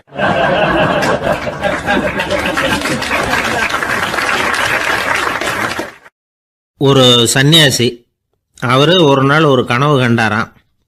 அந்த கனவுல அவர் சொர்க்கத்துக்கு போறார். அங்க ஒரு பெரிய திருவிழா நடந்துகிட்டு இருக்குது. எங்க பார்த்தாலும் அலங்கார வளைவுகள், வண்ணமயமான விளக்குகள், பாதைகள் பூரா மலர்கள், எல்லா கட்டடங்களும் ஒளிமயம். அவ்வளவு கோலாகலமா பிரம்மாண்டமா அந்த திருவிழா நடந்துகிட்டு இருக்குது. அது என்ன திருவிழாங்கிறது இந்த சன்னியாசிக்கு புரியல. அங்க எதிரில் வந்துகிட்டு இருந்த ஒருத்தரை நிறுத்தி, என்ன விசேஷம் இங்க அப்படின்னு விசாரிச்சாராம். உனக்கு தெரியாத விஷயம், இன்னைக்கு இறைவனுக்கு பிறந்த நாள், அதை தான் எல்லாரும் சேர்ந்து கொண்டாடுறோம். இதுக்காக பிரம்மாண்டமான ஊர்வலம் ஒன்று வரப்போகுது, இறைவனே அந்த ஊர்வலத்தில் கலந்துக்கிறார் அப்படின்னார் அவர். உடனே அந்த சன்னியாசி ஒரு மரத்து நிழல்ல ஒதுங்கி நின்றுக்கிட்டார். ஊர்வலம் வந்துகிட்டு இருக்குது. முதல்ல ஒரு குதிரை வந்துகிட்டு இருக்கு, அது மேலே ஒருத்தர் உட்காந்துருக்கிறார். அவருக்கு பின்னாடி நிறைய பேர் கூட்டமாக வந்துகிட்டு இருக்கிறாங்க. இவ்வளவு கூட்டம் இவர் பின்னாடி வருதே, யார் இவர் அப்படின்னு கேட்டார். ஒரு மதத்தின் பெயரை சொல்லி, இவர் அந்த மதத்தின் தலைவர், அவரை பின்பற்றுகிற மக்கள் கூட்டம் பின்னாடி வந்துகிட்டு இருக்குது அப்படின்னு விவரம் சொல்லியிருக்கிறாங்க. இவங்களுக்கு அடுத்தபடியா இன்னொரு குதிரையில் ஒருத்தர் வந்துகிட்டு இருக்கிறார். அவருக்கு பின்னாடி ஏகப்பட்ட கூட்டம். இவர் யாருங்க அப்படின்னு கேட்டிருக்கார் சன்னியாசி. அங்கே இருக்கிறவங்க விவரம் சொல்லியிருக்கிறாங்க. இன்னொரு மதத்தின் பெயரை சொல்லி, இவர் அந்த மதத்தினுடைய தலைவர், அவர் வழியை பின்பற்றுகிறவர்கள் அவர் பின்னாடி கூட்டமாக வந்துகிட்டு இருக்கிறாங்க அப்படின்ட்டு இருக்காங்க. இப்படி ஒவ்வொருத்தராக குதிரை மேலே வந்துக்கிட்டே இருக்கிறாங்க. அவங்கள பின்பற்றியும் ஒவ்வொரு கூட்டம் வந்துக்கிட்டே இருக்குது. அந்த பெரிய ஊர்வலம் அது பாட்டுக்கு போய்கிட்டு இருக்குது. கடைசியாக அது முடிஞ்சது ரொம்ப நேரம் கழித்து. அதுக்கப்புறம் கொஞ்சம் நேரம் கழித்து ஒரு வயசான ஆள் குதிரை மேலே வந்துக்கிட்டு இருக்கிறார். ஆனால் அவருக்கு பின்னாடி யாருமே இல்லை. அவர் பரிதாபமாக தனியாக வந்துக்கிட்டு இருக்கிறார். அவர் அந்த ஊர்வலத்தை சேர்ந்தவரா இல்லையாங்கிறதே தெரியல. இவர் யார், இவர் ஏன் இப்படி தனியாக வந்துக்கிட்டு இருக்கிறார் அப்படின்னு கேட்டிருக்கார் அந்த சன்னியாசி. என்னது இப்படி கேட்குறீங்க, இவர் தான் கடவுள், இவருக்காக தான் இன்னைக்கு இந்த ஊர்வலமே நடக்குது, இவருக்கு தான் இன்னைக்கு பிறந்த நாள், முன்னாடி போகிற ஊர்வலம் பூரா இவருடைய பிறந்த நாளை கொண்டாடுறதுக்காக தான் அப்படின்ட்டு இருக்காங்க. இதை கேட்டதும் அந்த சன்னியாசிக்கு திடுக்குன்னு தூக்கி போட்டிருக்கு. இது வரைக்கும் கனவு கண்டுகிட்டு இருந்தவர் முடிச்சுக்கிட்டார். அதுக்கப்புறம் தான் யோசிச்சு பார்த்துருக்கார். உண்மைதான், மக்கள் எல்லாரும் பக்தி மார்க்கத்தில் போகிறதா நினச்சிக்கிட்டு பாதை மாறி போயிட்டு இருக்கிறாங்க. கடவுளை பின்பற்றுவதாக நினைக்கிறாங்க பக்தர்கள். ஆனால் கடவுளுக்கு பின்னாடி யாருமே இல்லை. இன்னமும் இயல்பா இதை பற்றி யோசிச்சு பார்த்தா, உண்மைக்கு பின்னாடி தான் நான் போய்கிட்டு இருக்கேன் அப்படின்னு நிறைய பேர் சொல்கிறாங்க. ஆனால் அந்த உண்மை அனாதையாக போய்கிட்டு இருக்குது. அப்படி ஆயிட்டுது உலகம். இந்த காலத்துலேயும் ஒரு ஊர்வலம், ஒரு பெரிய மனுஷருக்கு பிறந்த நாள் விழா. அவர் குதிரை மேலே ஏறி முன்னாடி போயிட்டுருக்கிறார். அவருக்கு பின்னாடி ஒரு 100 பேர் தொண்டர்கள். அவங்க பாட்டுக்கு போகிறாங்க. எல்லாம் பணம் கொடுத்து ஏற்பாடு பண்ணவங்க. எல்லாம் பணம் வாங்கிட்டு முன்னாடி போயிட்டுருக்குறாங்க. கொஞ்சம் தூரம் நடந்ததும் கால் வலிக்க ஆரம்பிச்சுட்டுது. ஒவ்வொருத்தரும் அப்படியே ஒதுங்க ஆரம்பிச்சிட்டாங்க. அதான் முன்னாடியே பணம் கிடச்சிட்டுதே, இனிமேல் ஒதுங்கினா என்னன்னு ஒதுங்கிட்டாங்க. ஒரு கட்டத்தில் குதிரையில் போகிறவர் தற்செயலாக திரும்பி பார்க்குறாரு. பின்னாடி யாருமே இல்லை. எல்லோரும் ஓடி போயிட்டாங்க. ஒரே ஒரு ஆள் மட்டும் ரொம்ப விசுவாசமாக பின்னாடி நடந்து வந்துக்கிட்டு இருந்தான். ஏன்ப்பா நீ மட்டும் வந்துக்கிட்டு இருக்கிறியே, நீ வீட்டுக்கு போகலையான்னு கேட்டிருக்காரு அவர். நீங்கள் அந்த குதிரையையும் அதுக்குள்ள வாடகை பணத்தையும் கொடுத்துட்டீங்கன்னா நானும் போயிடுவேன் அப்படின்னு நானா இந்த ஆள்.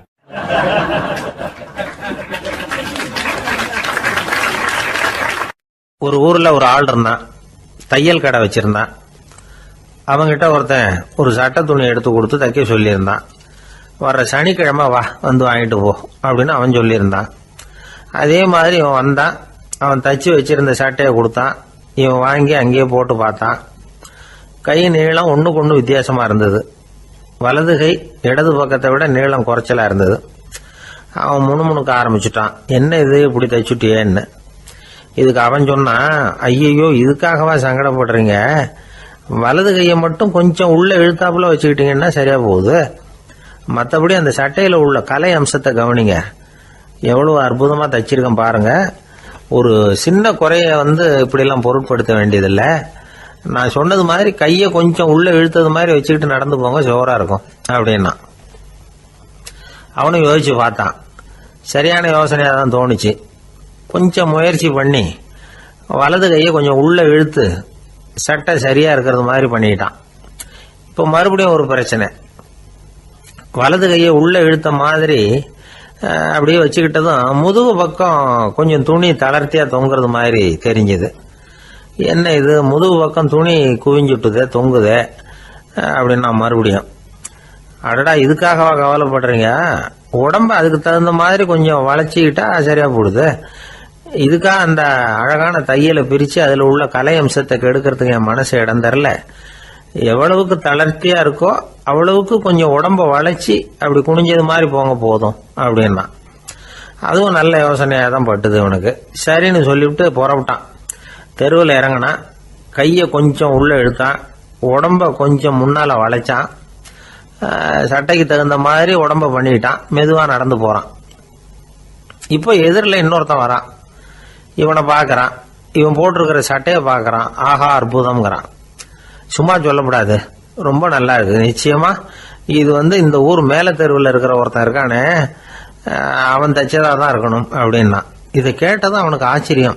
எப்படி அவ்வளவு கரெக்டாக கண்டுபிடிச்சிங்க அப்படின்னு கேட்டிருக்கான். இதுக்கு அந்த வழிபோகன்னு சொன்னானா, அவன் ரொம்ப கெட்டிக்காரன். உங்களை மாதிரி உடம்பும் கையும் வளைஞ்சு போன ஒரு ஆசாமிக்கு அவனை தவிர வேற யாராலேயும் இவ்வளவு பொருத்தமான ஒரு சட்டையை தைக்க முடியாது அப்படின்னானா. பாருங்க, அவனுக்காக இவன் அனுசரிக்க போய் இவனோட நிலைமை எப்படி ஆயிடுது பாருங்க. இதே மாதிரி தான் சில சடங்குகளும் சம்பிரதாயங்களும் நம்மளை கோமாளி ஆக்கி விட்டுரும். எதுவா இருந்தாலும் அதுல அறிவுபூர்வமான அணுகுமுறை அவசியம். ஒரு நர்ஸ் அவசரமா ஓடி டாக்டர் கிட்ட சொல்லிச்சான், டாக்டர் ஒரு தப்பு நடந்து போச்சு, 10ஆம் நம்பர் பெட்ல இருக்கிற பேஷண்ட்டுக்கு காலில் ஆபரேஷன் பண்றதுக்கு பதிலாக கையில் ஆபரேஷன் பண்ணி விட்டீங்க. கை ஆபரேஷன் பண்ணிக்க வேண்டிய ஆள் 7ஆம் நம்பர் பெட்ல இருக்கார் அப்படின்னு தான். அதுக்கு ஒரு பதட்டப்படாம சொன்னாராம், பரவாயில்ல இவரை தூக்கி 7ஆம் நம்பர் பெட்ல போட்டுரு அப்படின்னாராம்.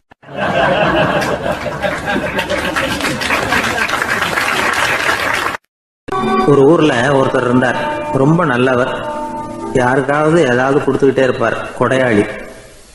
தினமும் யாராவது ஒருத்தருக்கு ஏதாவது கொடுக்கலன்னா அவருக்கு தூக்கம் வராது. அப்படி ஒரு பழக்கம். அது மட்டும் இல்லை, அவர் கொடுக்கறது அடுத்தவங்களுக்கு தெரியாது. அவ்வளவு ரகசியமா அதை கொடுப்பார். வலது கை கொடுக்கறது இடது கைக்கு தெரியக்கூடாதுன்னு சொல்லுவாங்கல்ல, அது மாதிரி அவர்.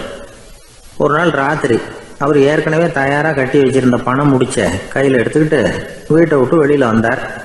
தெருவில் இறங்கி நடந்தார். இன்னைக்கு யாருக்கு தர்மம் செய்யறது அப்படின்னு யோசனை பண்ணிட்டு இருட்டில் நடந்து வந்துகிட்டு இருக்கிறார். யாரோ ஒருத்தர் எதிரில் வர்றது மாதிரி தெரிஞ்சுது. உடனே அவர் கிட்ட போனார். தன்கிட்ட இருந்த பணம் முடிச்சு அவசரமா அவர் கையில் திணிச்சுட்டு திரும்பி வந்துட்டார். அப்பாடா, ஒரு வழியா யாருக்கும் தெரியாம இன்னைக்கு தர்மம் பண்ணியாச்சு அப்படிங்கிற மகிழ்ச்சி, மன நிறைவு அவர் முகத்தில். நிம்மதியாக தூங்கினார். அப்புறம் எழுந்திரிச்சார். மறுநாள் காலையில் ஊர் பூரா ஒரே பேச்சு. என்ன பேச்சுன்னா, நேற்று ராத்திரி ஒரு திருடன் கையில் யாரோ பணத்தை கொடுத்துட்டு போயிருக்கிறாங்க அப்படின்னு எல்லாரும் பேசிக்கிட்டு இருக்கிறாங்க. இதை கேள்விப்பட்டதும் அந்த பெரியவருக்கு ரொம்ப வருத்தமாக போச்சு. அடடா, போயும் ஒரு திருடனுக்காக உதவி பண்ணியிருக்கிறோம், பிரயோஜனம் இல்லாமல் போட்டுதே அப்படின்னு நினைச்சார். சரி, இன்னைக்கும் யாருக்காவது உதவி பண்ணணும் அப்படின்னு முடிவு பண்ணினார். ராத்திரி நேரம் வந்தது. இவர் வழக்கம் போல தெருவில் இறங்கி நடந்தார். கையில் பணம் முடிச்சு. எதிரில் ஒரு பெண் உருவம் மங்கலா தெரிஞ்சது. இவர் உடனே அந்த பெண்கிட்ட பணத்தை கொடுத்துட்டு திருப்தியாக திரும்பி வந்துட்டார். மறுநாள் காலையில் ஊர் பூரா என்ன பேசிக்கிட்டாங்க தெரியுமா? நேற்று ராத்திரி நெறி தவறி நடக்கிற ஒரு பெண்ணின் கையில் யாரோ பணத்தை வச்சுட்டு போயிருக்கிறாங்க அப்படின்னு எல்லாரும் பேசிக்கிறாங்க. அடடா, இன்னைக்கும் தவறுதலாக நடந்து போச்சு அப்படின்னு ஒரு வருத்தப்பட்டார். இருக்கட்டும், இன்னைக்கும் ஏதாவது தர்மம் பண்ணுவோம் அப்படின்னு நினச்சிக்கிட்டாரு. 3வது நாள் ராத்திரியும் புறப்பட்டார். இப்பவும் எதிரில் ஒருத்தர் வந்தார். இவர் பணத்தை கொடுத்தார், திரும்பி வந்துட்டார். மறுநாள் மக்கள் என்ன பேசிக்கிட்டாங்கன்னா, நேற்று ராத்திரி ஒரு செல்வந்தர் கையில் யாரோ பணத்தை கொடுத்துட்டு போயிருக்கிறாங்க அப்படின்னு பேசிக்கிட்டாங்களாம். அவருக்கு ரொம்ப வருத்தமாக போட்டுது. என்ன இது, தினம் இப்படி ஆகிக்கிட்டு இருக்குதே அப்படின்னு நினச்சிக்கிட்டே படுத்து தூங்கினார். அன்னைக்கு ராத்திரி ஒரு கனவு. அந்த கனவுல இறைவன் வந்து சொன்னாராம், இதை பாருப்பா, நீ கொடுத்த தர்மம் வீணா போயிடல. உங்ககிட்ட பணம் வாங்கின அந்த திருடன் திருந்திட்டான், அந்த பொண்ணும் திருந்திட்டா, அந்த செல்வந்தனும் கொடையாளி ஆயிட்டான், எல்லாருக்கும் உதவி பண்ண ஆரம்பிச்சுட்டான் அப்படின்னு சொன்னாராம். இந்த கதையை சொன்னவர் யாருன்னா நபிகள் நாயகம். இதுல உள்ள கருத்து என்னன்னா, நல்ல மனசோட தர்மம் பண்ணுனா அது வீணா போறதில்லை. இன்னொரு கருத்து, தர்மம் வந்து தன்னை மட்டுமல்ல அடுத்தவங்களையும் தீமையிலிருந்து காப்பாற்றும். இதுதான் நாம புரிஞ்சுக்க வேண்டியது. இந்த காலத்திலையும் இது மாதிரி சில சம்பவங்கள் நடக்கிறது உண்டு. ஒரு பெரியவர் இருட்டில் நடந்து வந்துகிட்டு இருந்தாரு. எதிரில் வந்த ஒருத்தன் வலுக்கட்டாயமா இவர் கையை பிடிச்சி ஒரு பண முடிப்பை கொடுத்து வச்சுக்க சொல்லிவிட்டு விலகி போயிட்டான். பெரியவருக்கு ஆச்சரியம், இந்த காலத்திலையும் இப்படி வலது கை கொடுக்கறது இடது கைக்கு தெரியக்கூடாதுன்னு நினைக்கிற கொடையாளிகள் உண்டு போல இருக்கு அப்படின்னு யோசனை பண்ணிக்கிட்டே நடந்தார். கொஞ்சம் தூரம் போயிருப்பாரு. அதுக்குள்ள அதே ஆள் திரும்பி வந்தான். கொடுத்த பண முடிப்பை திருப்பி கொடுங்க அப்படின்னு கேட்டு வாங்கிட்டான். இவருக்கு ஒன்றும் புரியல. ஏன் இப்படி பண்றேன்னார்.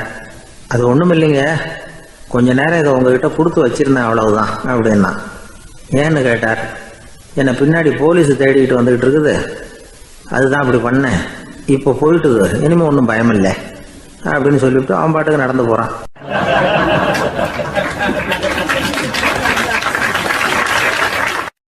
தான் மட்டும் வாழ்ந்தா போதும் அப்படின்னு நினைக்கிறவங்களும் உண்டு.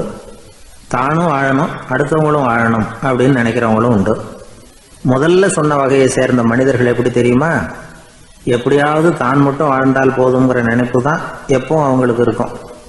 தங்களுடைய வளர்ச்சிக்கு எது தடையா இருந்தாலும் சரி, யார் தடையா இருந்தாலும் சரி, அதை அழிச்சுட்டு தான் மறுவேலை பார்ப்பாங்க. அவங்கெல்லாம் பாவ காரியங்களுக்கு தயங்குறதே இல்லை. அப்படிப்பட்ட வாழ்க்கை அவங்களுக்கே இடைஞ்சல அமைஞ்சு விடுறது உண்டு. அதை விளக்கறதுக்கு ஒரு கதையும் உண்டு. ஒரு ஊர்ல அப்படிப்பட்ட ஆள் ஒருத்தன் இருந்திருக்கான். நிறைய பாவங்களை செஞ்சவன். அதன் காரணமா நரகப்படுகொழியில விழுந்துட்டான். நரகப்படுகொழிங்கிறது ஒரு பெரிய கிணறு மாதிரி. ஏற்கனவே பாவம் செஞ்சவங்க நிறைய பேர் அதில் விழுந்து கிடக்குறாங்க. உள்ள ஏகப்பட்ட சத்தம், எல்லாம் அந்த பாவாத்மாக்கள் போடுற சத்தம். இப்போ விழுந்தானே, இவனும் சத்தம் போட்டான். இவன் போடுற சத்தம் கொஞ்சம் அதிகமாக கேட்டுது.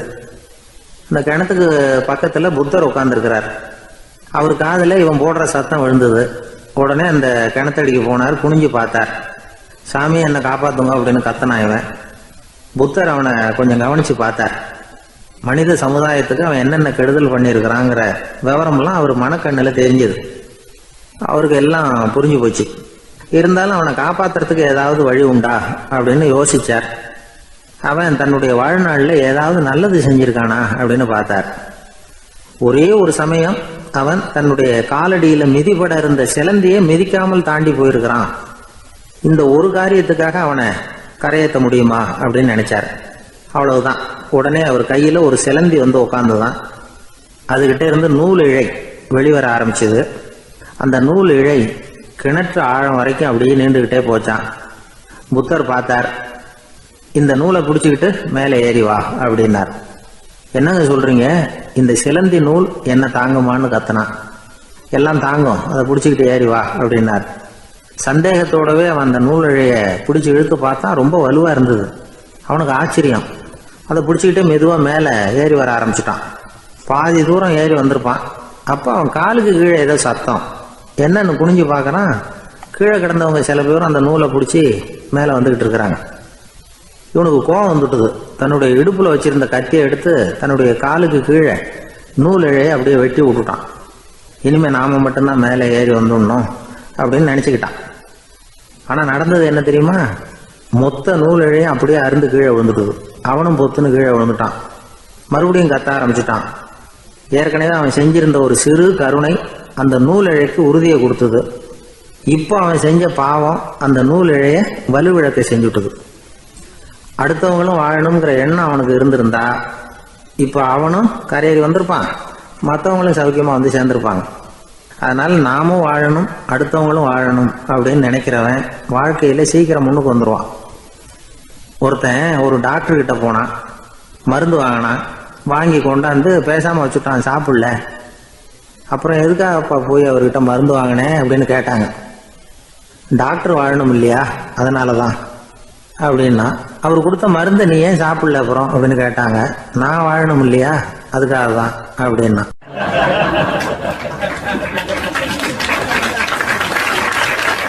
அவர் ஒரு பெரிய குடும்பத்துல பிறந்தவர். இருக்கிற சொத்துக்கள் எல்லாத்தையும் வாரி வழங்கி விட்டு காட்டுக்கு புறப்பட்டார் தவம் செய்யறதுக்காக. இருந்தது ஊராவும் கொடுத்துட்டார். இனிமே எதுவுமே இல்லை கொடுக்கறதுக்கு. அப்போ கடைசியா ஒருத்தன் வந்து கையை நீட்டினானா, ஐயா ஏதாவது கொடுங்கன்னு இருக்கான். அவர் பார்த்தார். கட்டியிருக்கிற வேட்டியை தவிர வேற எதுவுமே இல்லை. 8 முழம் பட்டு வேட்டி, ஜரிகை கரையோடு இருக்குது. கடைசியா அதை தான் எடுத்துக்கிட்டு அவர் புறப்பட்டு இருக்கார். அவர் பார்த்தார், எதிரில் அவன் பரிதாபமா நின்றுகிட்டு இருக்கிறான். அந்த 8 முழ வேட்டியை 2ஆ கிழிச்சார். 4 முழத்தை அவங்ககிட்ட கொடுத்தாரு. மீதி 4 முழத்தை தன்னுடைய இடுப்புல கட்டிட்டு அவர் காட்டுக்கு போயிட்டார். இவன் என்ன பண்ணான் தெரியுமா? கையில கிடைச்ச 4 முழத்தை எடுத்துக்கிட்டு கடை வீதிக்கு போனான். பழைய பட்டு வேட்டி ஜருகை இதையெல்லாம் விலைக்கு வாங்குற வணிகர் ஒருத்தர் இருக்கார். அவர்கிட்ட போனான். இதை விலைக்கு எடுத்துக்கிறீங்களா அப்படின்னு கேட்டிருக்கான். அவர் வாங்கி பார்த்துருக்கார். ஆஹா, இது ரொம்ப அருமையான வேட்டி, விலை உயர்ந்த ஜருகை, இது ஏது உனக்கு அப்படின்னு கேட்டாரான். அவன் நடந்தது சொல்லியிருக்கான். அப்படின்னா ஒன்று செய்ய, இந்த வேட்டியோட இன்னொரு பாதியையும் மெதுவாக வாங்கிட்டு வந்துரு, உனக்கு நிறைய பணம் தர்றேன் அப்படின்னாரான் அந்த வணிகர். இவன் கொஞ்சம் யோசனை பண்ணி பார்த்தான். கொஞ்சம் இருங்க, தான் வந்துடுறேன் அப்படின்னு சொல்லிவிட்டு நேராக காட்டுக்கு போனான். அவர் எங்கே இருக்காருன்னு தேடி கண்டுபிடிச்சான். அவர் ஒரு இடத்துல தவக்கோலத்தில் இருக்கிறார். கட்டியிருந்த இடவேட்டியும் அவர் அறியாமல் நழுவி கீழே விழுந்து கிடக்குது. இவனுக்கு ரொம்ப வசதியாக போச்சு. அவரை கேட்க வேண்டிய அவசியமே இல்லை. மெதுவாக சத்தம் போடாமல் அடி மேலே அடி வச்சு நெருங்கினான். அவர் கண்ணை மூடிக்கிட்டு அவர் பாட்டு நின்றுட்டு இருக்கிறார். இவன் மெதுவாக போய் கீழே கிடந்த அந்த துணியை எடுத்துக்கிட்டு சத்தம் போடாமல் திரும்பி நடந்தான். ஒரு 2-3 அடி எடுத்து வச்சிருப்பான். அப்படி ஓட ஆரம்பிக்கிற சமயத்தில் அவன் காலில் கீழே கிடந்த முள்ளு ஒன்று நறுக்குன்னு தச்சு விட்டுது. வலி தாங்க முடியாமல் அம்மான்னு கத்திருக்கான். இந்த சத்தத்தினால கண்ணை மூடி நின்றுகிட்டு இருந்த அவரோட தவம் கலைஞ்சது. மெல்ல கண்ணை திறந்து பார்க்கிறார். தன் இடையில இருந்த வேட்டி அவன் கையில இருக்கு. இப்போ அவர் நினைக்கிறார். என்ன நினைக்கிறாருன்னா, இந்த வேட்டி மீது நான் வைத்த ஆசை அல்லவா அவனை திருடனாக ஆக்கி விட்டது அப்படின்னு நினைச்சாராம். இந்த வேட்டி மேல நாம வச்ச ஆசை அவனை திருடும்படி ஆக்கி விட்டதே அப்படின்னு நினைச்சாராம். இது எப்பேற்பட்ட மனநிலை அப்படிங்கிறத கொஞ்சம் யோசனை பண்ணி பாருங்க. தான் ஒரு பொருள் மேல வச்ச பற்று இன்னொரு மனிதன் திருடனாக ஆகிறதுக்கு காரணம் ஆயிட்டுதேன்னு நினைக்கிறார். அப்படி நினைச்ச அந்த பெரியவர் யார் தெரியுமா? அவர் தான் மகாவீரர். இழந்துட்டேங்கிறிய, நீ என்னத்தை கொண்டுகிட்டு வந்த எங்க இழந்துடுறதுக்கு? நீ என்னத்தை உண்டாக்குன இது அழிஞ்சுட்டுதுன்னு சொல்றதுக்கு?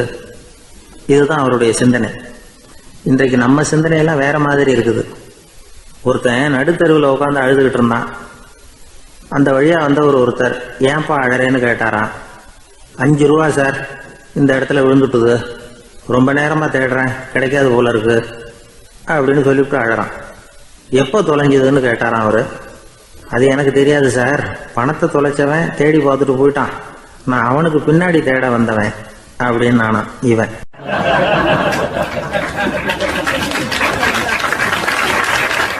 ஒரு ஊரில் ஒரு ஆள் இருந்தான். அவன் ஒரு நாள் கோயிலுக்கு போனான். கடவுள்கிட்ட வேண்டிக்கிட்டான், எனக்கு ஒரு 1,00,000 ரூபா நீ கொடுத்தா நான் உன் சன்னதியில் ஒரு தேங்காய் உடைக்கிறேன் அப்படின்னு வேண்டிக்கிட்டான். கடவுள் பார்த்தார். உடனே அவன் கண் முன்னாடி தோன்றினார். இந்தா நீ கேட்ட 1,00,000 ரூபாய் அப்படின்னு சொல்லி அவன் கையில் பணத்தை கொடுத்துட்டு மறைஞ்சிட்டார். இவனால் நம்பவே முடியல. இவ்வளவு சுலபமாக கிடைக்கும்னு தெரிஞ்சிருந்தா அனாவசியமாக ஒரு தேங்காய் உடைக்கிறேன்னு வேண்டியிருக்க வேண்டியது இல்லையே அப்படின்னு நினச்சான். இருந்தாலும் வேண்டுதலை நிறைவேற்ற வேண்டியது கடமை. அதுக்காக என்ன பண்ணால், பக்கத்தில் ஒரு கடைக்கு போனான். ஒரு தேங்காயை கையில் எடுத்தான். இது என்ன விலைன்னு கேட்டான். 5 ரூபான்னார் கடையில் இருந்தவர். அதிகமாக இருக்குதே விலைன்னா. அப்படின்னா ஒன்று செய்யுங்க, அடுத்த ஊருக்கு போங்க, அங்கே தென்னந்தோப்பு அதிகம், அதனால் அங்கே இதை விட குறைஞ்ச விலைக்கு கிடைக்கும் அப்படின்னார். சரின்னு அடுத்த ஊருக்கு கிளம்புனான். அங்கே போய் விசாரித்தான். ஒரு தேங்காய் 3 ரூபாய் விலைன்னாங்க. இதுவும் அதிகமாக தெரியுதேன்னா. அப்படின்னா ஒன்று செய்ய, அதுவும் அந்த ஆற்று ஓரமாக ஒரு தென்னை மரம் இருக்குது பார், அதில் நீயே ஏறி பறிச்சுக்கோ, ஒரு தேங்காய்க்கு 1 ரூபா கொடுத்தா போதும் அப்படின்னார் அந்த தோப்புக்கு சொந்தக்காரரு. இவனுக்கு மரம் ஏற தெரியாது, இருந்தாலும் ஆசை யாரை விட்டுது, விலை சல்லிசாக இருக்குதே. ஆற்று ஓரம் போனால் தட்டு தடுமாறி அந்த மரத்தில் ஏறினா அந்த தென்னை மரம் வளைஞ்சி ஆற்று பக்கம் போய் அப்புறம் நிமிர்ந்து இருந்தது. அதாவது மரத்தின் உச்சி சரியாக ஆற்றுக்கு நடுவில் இருந்தது. ஆற்றுல வெள்ளம் கரைபுரண்டு ஓடிக்கிட்டு இருக்கு. இவன் கடவுள் கொடுத்த 1,00,000 ரூபாயை மடியில் வச்சு இறுக்கி கட்டிக்கிட்டான். உச்சிக்கு போய் காய் பறிக்கிற சமயத்தில் காற்றும் மழையும் பலமாக கலந்து அடிக்க ஆரம்பிச்சுட்டுது. கால் வழுக்கி விட்டுட்டுது. இவன் சடார்னு ஒரு தென்னை மட்டையை பிடிச்சிக்கிட்டு தொங்க ஆரம்பிச்சிட்டான். கீழே பயங்கரமான வெள்ளம், மடியில் 1,00,000 ரூபா பணம், என்ன செய்கிறதுன்னு தவிக்கிறான். இந்த சமயம் கரையில் ஒரு யானை பாகன் யானையை குளிப்பாட்டிக்கிட்டு இருக்கிறான். அது அவன் கண்ணில் பட்டது. ஐயா ஒரு உதவின்னு கத்துனான். அவன் என்ன செய்யணும்னு கேட்டான். உன் யானையை மெதுவாக இங்கே அழைச்சிட்டு வா, எனக்கு நேராக கீழே நிறுத்து, என் காலை பிடிச்சி மெதுவாக கீழே இறக்கி விட்டுரு, என் மடியில் இருக்கிற பணத்தில் உனக்கு 10,000 ரூபா தரேன் அப்படின்னா. அவன் பார்த்தான். காலை கையை பிடிச்சா கூட எவனும் இந்த காலத்தில் 10 ரூபாய்க்கு மேலே தரமாட்டேங்கிறான், இவன் காலை பிடிச்சா 10,000 தர்றேங்கிறான் அப்படின்னு யோசனை பண்ணான். உடனே யானையை கொண்டுட்டு போனான். அவனுக்கு நேராக கீழே நிறுத்தினான். அவன் காலை பிடிச்சான். அவ்வளவுதான். அந்த நேரம் பார்த்து யானை மெதுவாக நடந்து அப்பால் போட்டுது. இப்போ யானை பாகன் அவன் காலை கெட்டியாக பிடிச்சிக்கிட்டு தொங்குறான். பரிதாபமாக மேலே பார்க்குறான். அவன் மட்டையை பிடிச்சிக்கிட்டு தொங்குறான். இப்போ யானை பாகன் சொல்கிறான், தம்பி மட்டையை விட்டுறாத, கெட்டியாக பிடிச்சிக்கோ, நான் உனக்கு 10,000 ரூபா தரேன், இதோ மடியில் தான் வச்சுருக்கேன்னா. மேலே தொங்குறவனுக்கு இந்த நிலைமையிலேயும் ஒரு சந்தோஷம், மேற்கொண்டு ஒரு 10,000 ரூபா நமக்கு கிடைக்கும் போல இருக்கே அப்படின்னு. இந்த சமயத்தில் ஒருத்தன் ஒட்டகத்தை ஓட்டிகிட்டு வந்தான் அந்த பக்கமாக குளிப்பாட்டுறதுக்கு. யானை பாகம் பார்த்துட்டான். ஐயா ஒட்டகக்காரரே, அதை இங்கே கொண்டுகிட்டு வா, எங்கள் காலை பிடிச்சி பத்திரமா இறக்கி விடு, நாங்கள் பணம் கொடுக்குறோம்னா. அவனும் பணத்துக்கு ஆசைப்பட்டு வந்தான். அவன் காலை பிடிக்கிற சமயம் ஒட்டகமும் நழுவி போட்டுது. இப்போ 3 பேருமே வரிசையாக தொங்குறாங்க. ஒட்டகக்காரன் கத்துறான், தம்பி மட்டையை விட்டுறாத, கெட்டியாக பிடிச்சிக்கோ, நான் என் மடியில் இருக்கிற 5,000 உனக்கு தந்துடுறேன்னா. மேலே தொங்குறவனுக்கு இன்னமும் சந்தோஷம், இவனும் பணம் தர்றேங்கிறான், அப்படின்னா இன்றைக்கி நமக்கு மொத்த பண வரவு எவ்வளவு அப்படின்னு ஒவ்வொன்றா கூட்டி பார்க்க ஆரம்பித்தான். மனக்கணக்கு சரியாக வரல. அதனால் அப்படியே விரலை விட்டு எண்ண ஆரம்பித்தான். அவ்வளவுதான், மட்டையை விட்டுட்டு கை நழுவி வந்துட்டுது. 3 பேரும் பொத்துன்னு ஆற்றுல விழுந்தாங்க. படாத பாடுபட்டு தட்டு தடுமாறி கரைக்கு வந்து சேர்ந்தாங்க. 3 பேர் மடியில் இருந்த பணமும் ஆற்றோட போட்டுது. பேராசை பெருநஷ்டம் அப்படின்னு ஒரு பழமொழி இருக்குல்ல, அதை விளக்கறதுக்காக சொல்லப்பட்ட கதை இது. இந்த காலத்தில் ஒருத்தர் ஒரு நீச்சல் குளத்தில் நீச்சல் அடிச்சுக்கிட்டு இருக்கிறார். காவலுக்கு இருந்தவர் அதை கவனிச்சுட்டார். கரையிலேருந்து சத்தம் போட்டாராம், இதோ பாருங்கள், இங்கே ராத்திரி 8 மணிக்கு மேலே நீச்சல் அடிக்கிறது சட்டப்படி குற்றம், அதுக்கு அனுமதி கிடையாது, தெரியாதா உங்களுக்கு அப்படின்னாராம். இதுக்கு அவர், ஐயையோ நான் நீச்சல் அடிக்க வந்தவன் இல்லைங்க, சும்மா சுற்றி பார்க்க வந்தவன், தடுமாறி குளத்தில் விழுந்துட்டேன், நீச்சல் தெரியாது, அதனால் தத்தளிச்சுக்கிட்டு இருக்கிறேன் அப்படின்னு கத்துனாராம். கரையில் இருந்தவர் பார்த்தார். ஓ அப்படின்னா சரி, அதுக்கு ஒன்றும் தடை இல்லை அப்படின்னு சொல்லிவிட்டு அவர் பாட்டுக்கு நடந்து போயிட்டாராம்.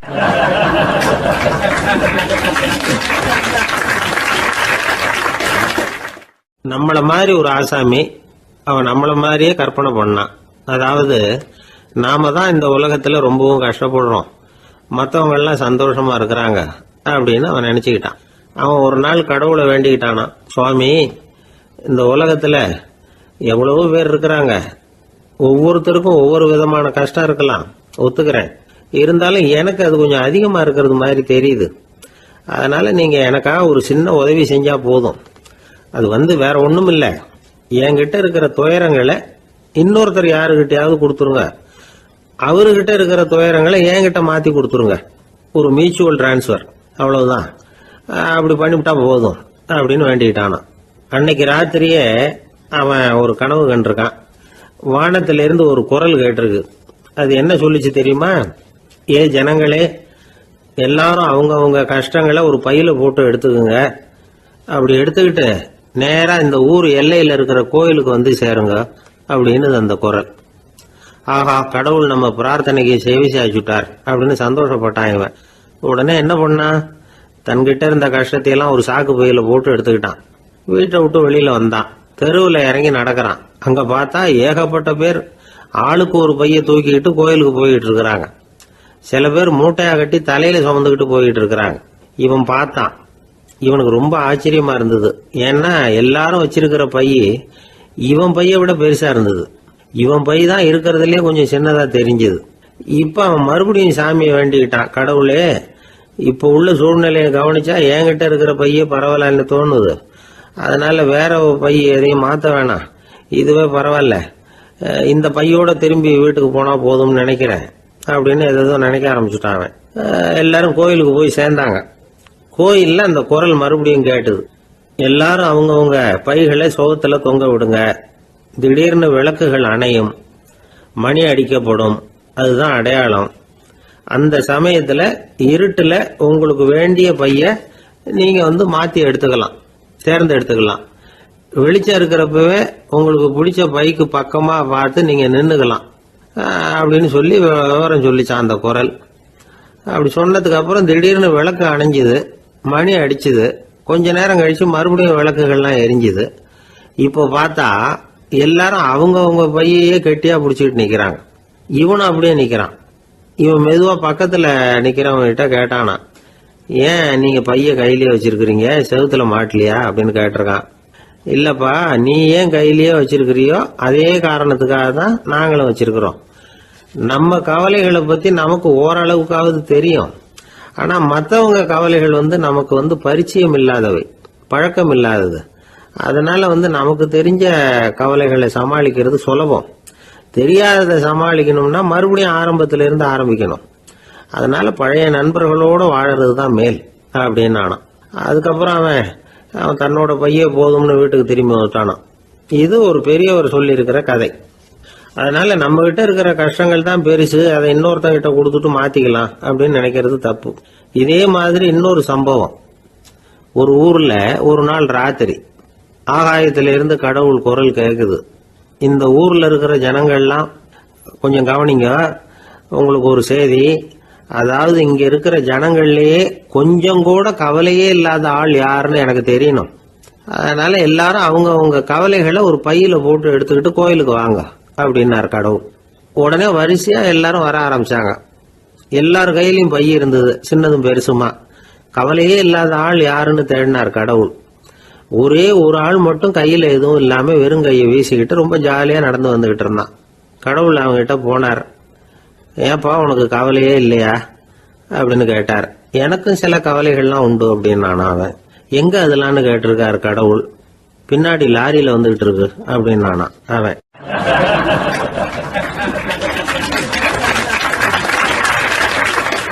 அசோக மன்னர் வந்துகிட்டு இருக்கார். அவருடைய ஆலோசகர்கள் எல்லாம் பக்கத்துல வந்துகிட்டு இருக்கிறாங்க. அந்த சமயத்துல எதிரில் ஒரு புத்த பிக்ஷு வர்றார். அசோகர் பாக்குறார். ஓடி போய் அவர் காலில் விழுந்து வணங்குறார். அசோக மன்னரின் தலை அந்த புத்த துறவியின் பாதத்துல பட்டுக்கிட்டு இருக்கு. பக்கத்துல நின்றுகிட்டு இருந்த அமைச்சருக்கு இது ரொம்ப சங்கடமா போச்சு. ரொம்ப வருத்தப்பட்டார். நம்ம அசோக சக்கரவர்த்தி எப்பேற்பட்டவர், அவரோட தலை ஒரு சன்னியாசியின் பாதத்துல படுறதா அப்படின்னு நினைச்சு ரொம்ப கவலைப்பட்டார். அரண்மனைக்கு திரும்பினதும் அமைச்சர் மெதுவா ஆரம்பிச்சார். அரசே, எனக்கு ரொம்ப வருத்தமா இருக்குது அப்படின்னார்.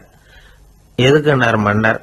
அசோக சக்கரவர்த்தியின் தலை, அதாவது அந்த சிரம் ரொம்ப மதிப்புமிக்க ஒன்று. அது ஒரு சன்னியாசியின் காலில் படலாமா அப்படின்னார். அசோகர் பதில் சொல்லல, சிரிச்சார், போயிட்டார். அதுக்கப்புறம் ஒரு சரியான சந்தர்ப்பத்துக்காக காத்துக்கிட்டு இருந்தார். ஒரு நாள் அமைச்சரை கூப்பிட்டார். எனக்கு 3 தலைகள் வேணும் அப்படின்னார். சொல்லுங்க, கொண்டுகிட்டு வரேன் அப்படின்னார் அமைச்சர். அசோகர் சொன்னார், முதல்ல எனக்கு தேவையானது ஒரு ஆட்டின் தலை, 2வது ஒரு புலியின் தலை, 3வது ஒரு மனிதனின் தலை. இதுதான் அசோகர் கேட்டது.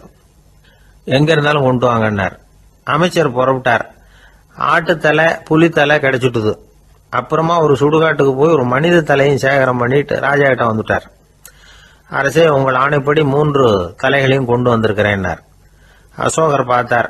ரொம்ப நல்லது, இப்ப இது 3ஐயும் எடுத்துக்கிட்டு போய் சந்தையில வித்துட்டு வாங்க அப்படின்னார். அமைச்சர் அதுகளை எடுத்துக்கிட்டு சந்தைக்கு போனார். முதல்ல ஆட்டுத்தலை நல்ல விலைக்கு வித்து போச்சு. நல்ல விலை கொடுத்து வாங்கிட்டு போட்டாங்க. அடுத்தபடியா புலி தலைய ஒருத்தர் வாங்கிட்டார். அதை பாடம் பண்ணி வீட்டில் மாட்டி வைக்கலாமே அப்படின்னு நினைச்சு அதையும் வாங்கிட்டு போட்டார். மனித தலையை மட்டும் வாங்கறதுக்கு யாரும் முன் வரல. எல்லாரும் அதை பார்த்துட்டு விலகி போக ஆரம்பிச்சாங்க. அமைச்சர் திரும்பி வந்தார். அரசே, இந்த தலையை மட்டும் யாரும் வாங்க மாட்டேங்கிறாங்க அப்படின்னார். சரி, பரவாயில்ல, இதை இலவசமாவே எனாமாவே யாருக்கிட்டையாவது கொடுத்துட்டு வந்துருங்க அப்படின்னார். அமைச்சர் மறுபடியும் சந்தைக்கு போனார். இதை இலவசமா தரேன், இதை வாங்கிக்கோங்க அப்படின்னார். அப்பவும் அதை யாரும் வாங்கிக்கிறதுக்கு தயாரா இல்லை. மறுபடியும் திரும்பி வந்து மன்னர்கிட்ட விவரத்தை சொன்னார். இப்போ மன்னர் சொல்றார், அமைச்சரே, உயிர் இருக்கிற வரைக்கும் தான் இந்த தலைக்கு மதிப்பு. ஜீவன் போனதுக்கு அப்புறம் அதோட மதிப்பும் போயிடுது. அதனால மதிப்பு இருக்கும் பொழுதே பெரியவர்கள் பாதம் பணிந்து அந்த புனிதத்தை பெற்றுக்கொள்ளணும் அப்படின்னார். பணிவுங்கிறது வேற, அடிமைத்தனம்ங்கிறது வேற. பெரியவர்களை பணிவது நமக்கு பெருமை தரக்கூடிய விஷயம். இதை மனசுல வச்சுக்கிட்டு எப்போ காலில் விழணும், எப்போ காலில் விழக்கூடாது அப்படிங்கிறத முடிவு பண்ணிக்கணும். ஒரு சாதாரண ஆள் நடந்து வந்துகிட்டு இருந்தார். எதிரில் வந்த ஒரு பெரிய மனுஷன் ஓடி போய் அவர் காலில் விழுந்து தன்னுடைய தலையை அவர் பாதத்தில் கொண்டு போய் வச்சார். கொஞ்ச நேரம் கழிச்சு எழுந்திரிச்சு வந்துட்டார். வந்த பிறகு இவரை கேட்டேன், ஏன் திடீர்னு ஓடி போய் அந்த ஆளு காலில் விழுந்தீங்க அப்படின்னு. அவர் போட்டிருக்கிறது என்னோட காணாம போன செருப்பான்னு கண்டுபிடிக்கிறதுக்காக அப்படி விழுந்தேன் அப்படின்னார்.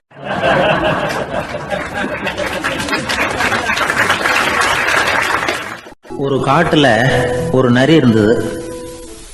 ஒரு நாள் காலை நேரம் அது தன்னுடைய இருப்பிடத்திலிருந்து வெளியில வந்தது. கொஞ்ச தூரம் நடந்து வந்தது. அப்பதான் அது தன்னோட நிழலை கவனிச்சு பார்த்தது. பார்த்தா அது ரொம்ப நீளமா பெருசா இருக்குது. காலை நேரத்துல நிழல் அப்படித்தானே இருக்கும். ஆனா அந்த நரிக்கு அந்த விஷயம் தெரியல. தன்னுடைய நீண்ட பெரிய நிழலை பார்த்து ஆச்சரியப்பட்டது. ஆஹா, நாம இவ்வளவு பெருசாவா இருக்கிறோம் அப்படின்னா என்னுடைய காலை சாப்பாட்டுக்கு ஒரு யானை இல்லைன்னா ஒரு ஒட்டகம் கிடைச்சாதான் சரியா இருக்கும் போல இருக்கு அப்படின்னு முடிவு பண்ணிட்டுது. உடனே ஒரு யானை அல்லது ஒட்டகத்தை தேடி அலைஞ்சது, எங்க கிடைக்கும்னு. கிடைக்கவே இல்லை. மத்தியானம் 12 மணி ஆயிட்டுது. பசியோடு அலையுது. இப்ப தன்னோட நிழலை பார்த்தது. அது மத்தியான நிழல் எப்படி இருக்கும், அது ரொம்பவும் குறுகி போய் தெரிஞ்சது. உடனே அந்த நரி என்ன நினைச்சுக்கிட்டு தான் தெரியுமா, காலை ஆகாரம் சாப்பிடாததுனால நம்ம உடம்பு இப்படி அழிச்சு போட்டுதே அப்படின்னு நினைச்சுக்கிட்டு தான். கொஞ்ச நேரம் கழிச்சு மறுபடியும் தன்னுடைய நிழலை பார்க்குது. அது இன்னமும் குறுகி போய் காலடியிலேயே வந்துட்டுது. அதுக்கு பயமா போயிடுது. ஐயோ, இன்னும் கொஞ்ச நேரத்துல நாம இறந்துருவோம் போல இருக்க. இப்ப என்ன செய்யறது? இந்த சமயத்துல ஒரு எறும்பு கிடைச்சா கூட போதும், அதை நம்ம காலை ஆகாரமா நினைச்சு சாப்பிட்டுள்ளாமே அப்படின்னு நினைச்சுதான். நம்முடைய நிழல் கூட நம்மள மாதிரியே தான் அடிக்கடி மாறிக்கிட்டே தான் இருக்குது. அது எப்பவும் ஒரே மாதிரி இருக்கிறது இல்ல. மனிதனுக்கு ஏற்படுகிற தன்முனைப்பு இருக்கு பாருங்க, ஈகோ, அது கூட ஒரு நிழல் மாதிரி தானா. அப்படி நினைக்க ஆரம்பிச்சுட்டா அதனால ஏதும் பிரச்சனை வராதான். தன்முனைப்பை நிழல் போலவே ஏற்றுக்கொள்ளுங்கள் அப்படிங்கிறது பெரியவங்க கருத்து. ஒரு காரியத்தை வெற்றிகரமா நல்ல விதமா செஞ்சு முடிக்கிறோம்னு வச்சுக்கோங்க, அந்த சமயத்துல ஒரு வித நுட்பமான தற்பெருமை நமக்குள்ள உண்டாகுது. இது இயற்கையானது, அதனால இது மேல பற்று வைக்கக்கூடாது. அப்படி வைக்க ஆரம்பிச்சுட்டா அந்த தற்பெருமை ஒரு நிரந்தர விருந்தாளியா நம்ம கிட்ட தங்கிக்கும். நம்ம நிழல் எப்படின்னு பாருங்க, நாம நடக்கும் பொழுது நம்ம பின்னாடியே வரும். தன்முனைப்பையும் அப்படியே நினைச்சுக்குங்க. நிழல் யாருக்கும் எந்த பிரச்சனையையும் உண்டாக்குறது இல்லை. ஆனா அந்த நிழலை கண்டே நாம பயப்பட ஆரம்பிச்சுட்டா நாம எதுலையும் வெற்றி காண முடியாது. நிழலோட சண்டை போடக்கூடாது. அது மாதிரி தன்முனைப்போடவும் நாம சண்டை போட வேண்டியதில்லை. இல்லாத ஒன்றோடு சண்டை போடுறது எப்படின்னா, அது இருட்டோட சண்டை போடுறது மாதிரி. நாம் நிழல் கிடையாது. நம்ம கிட்ட இருக்கிற தன்முனைப்பு ஒரு நிழல். நம்ம நிழலையும் நமக்கு சமமா பார்க்குறோம் பாருங்க, அங்கதான் சிக்கலே ஆரம்பம். இப்போ நாம நடந்து போய்கிட்டு இருக்கிறோம், நம்ம நிழல் தரையில விழுது. யாரோ ஒருத்தர் நம்ம நிழல் மேல காலை வச்சு நடந்து போறார். உடனே அவர்கிட்ட சண்டைக்கா போறோம், ஏண்டா என் நிழலை மிதிச்ச அப்படின்னு. நமக்கு தெரியும் அது நிழல் தாங்கிறது.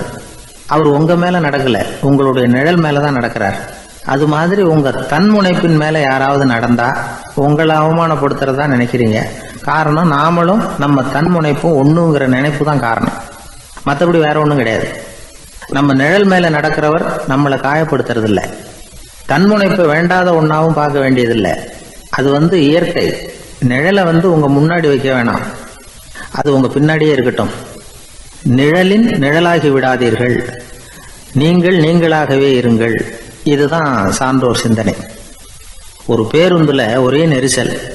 ஒருத்தர் பக்கத்துல நின்றுகிட்டு இருந்தவர்கிட்ட ரொம்ப பணிவா விசாரிச்சார், ஏன் சார் நீங்க ஏதாவது பெரிய உத்தியோகத்துல இருக்கிறீங்களா அப்படின்னார்.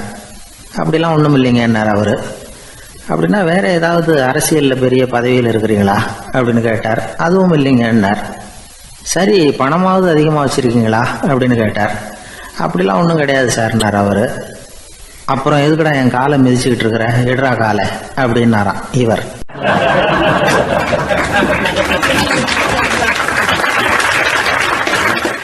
ஒரு ஊர்ல ஒரு பெரியவர் இருந்தார். அவர் ஒரு குரு. அவர் தொடர்ந்து தியான கூட்டங்கள் நடத்துவார். அந்த கூட்டத்தில் கலந்துக்கிறதுக்காக பல ஊர்களில் இருந்து சீடர்கள் நிறைய பேர் வருவாங்க போவாங்க. ஒரு நாள் அங்கே கூட்டம் நடந்துக்கிட்டு இருக்குது. அந்த சமயத்தில் சீடர்களில் ஒருத்தன் என்னத்தையும் திருடி விட்டான். மற்ற சீடர்கள் அதை கவனிச்சுட்டாங்க. இவன் ஆப்பிட்டுக்கிட்டான். கூட்டம் முடிஞ்ச பிற்பாடு இவன் திருடின விஷயத்தை அந்த பெரியவர்கிட்ட போய் சொன்னாங்களாம். அவர் கவனத்துக்கு கொண்டுகிட்டு போனாங்க. ஆனால் அவர் இதை காதிலே போட்டுக்கல, கண்டுக்கவே இல்லை. போய் சொன்ன சீடர்களுக்கெல்லாம் ஏமாத்தமாக போயிட்டுது. என்ன இது, இவ்வளவு தூரம் நாம் கண்டுபிடிச்சி போய் சொல்கிறோம், அவர் கண்டுக்கவே மாட்டேங்கிறாரே அப்படின்னு ஒரு மாதிரி ஆயிட்டாங்க. இருந்தாலும் அதை பற்றி ஒன்றுமே சொல்லிக்கல, பேசாமல் இருந்துட்டாங்க. கொஞ்ச நாள் ஆச்சு. அதே ஆள் மறுபடியும் ஒரு திருட்டில் மாட்டிக்கிட்டான். சீடர்கள் மறுபடியும் அந்த குரு கிட்ட விஷயத்த சொன்னாங்க. அவர் அப்பவும் வழக்கம் போல் சும்மாவே இருந்துட்டார். இவர் இப்படி இருக்கிறத பார்த்ததும் அந்த சீடர்களுக்கு கோபம் வந்துட்டுது. உடனே அந்த சீடர்கள்லாம் ஒன்று கூடி பேசினாங்களாம். எல்லாருமா சேர்ந்து ஒரு விண்ணப்பம் தயார் பண்ணாங்க.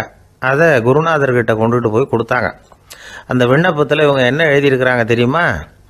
குருநாதர் அவர்களே, உடனே திருடனவன் மீது சட்ட நடவடிக்கை எடுக்கணும். நீங்கள் அப்படி அவனை இங்கே சேர்க்கக்கூடாது. நீங்கள் சேர்த்தீங்கன்னா நாங்கள் இங்கே இருக்கிறத பற்றி யோசிக்க ஆரம்பிச்சிருவோம். அவனை இந்த மடத்தை விட்டே துரத்தி பண்ணணும். நீங்கள் அவனை வெளியில் அனுப்புங்க, இல்லைன்னா நாங்கள் அத்தனை பேரும் வெளியில் போயிடுறோம். இப்படி தான் அந்த விண்ணப்பத்தில் எழுதியிருக்கிறாங்க. குரு அந்த விண்ணப்பத்தை வாங்கி படித்து பார்த்தார். அதுக்கப்புறம் அதை எழுதின அத்தனை பேரையும் கூப்பிட்டாரு. எல்லாரும் இப்படி வாங்கன்னாரு. வந்தாங்க. இப்படி என் எதிரில் உட்காருங்கன்னார். உட்காந்தாங்க. அப்புறம் சொன்னார், இதை பாருப்பா, நீங்கள் எல்லாரும் புத்திசாலிகள். உங்களுக்கு எது நல்லது எது கெட்டதுங்கிறது நல்லா தெரியும்.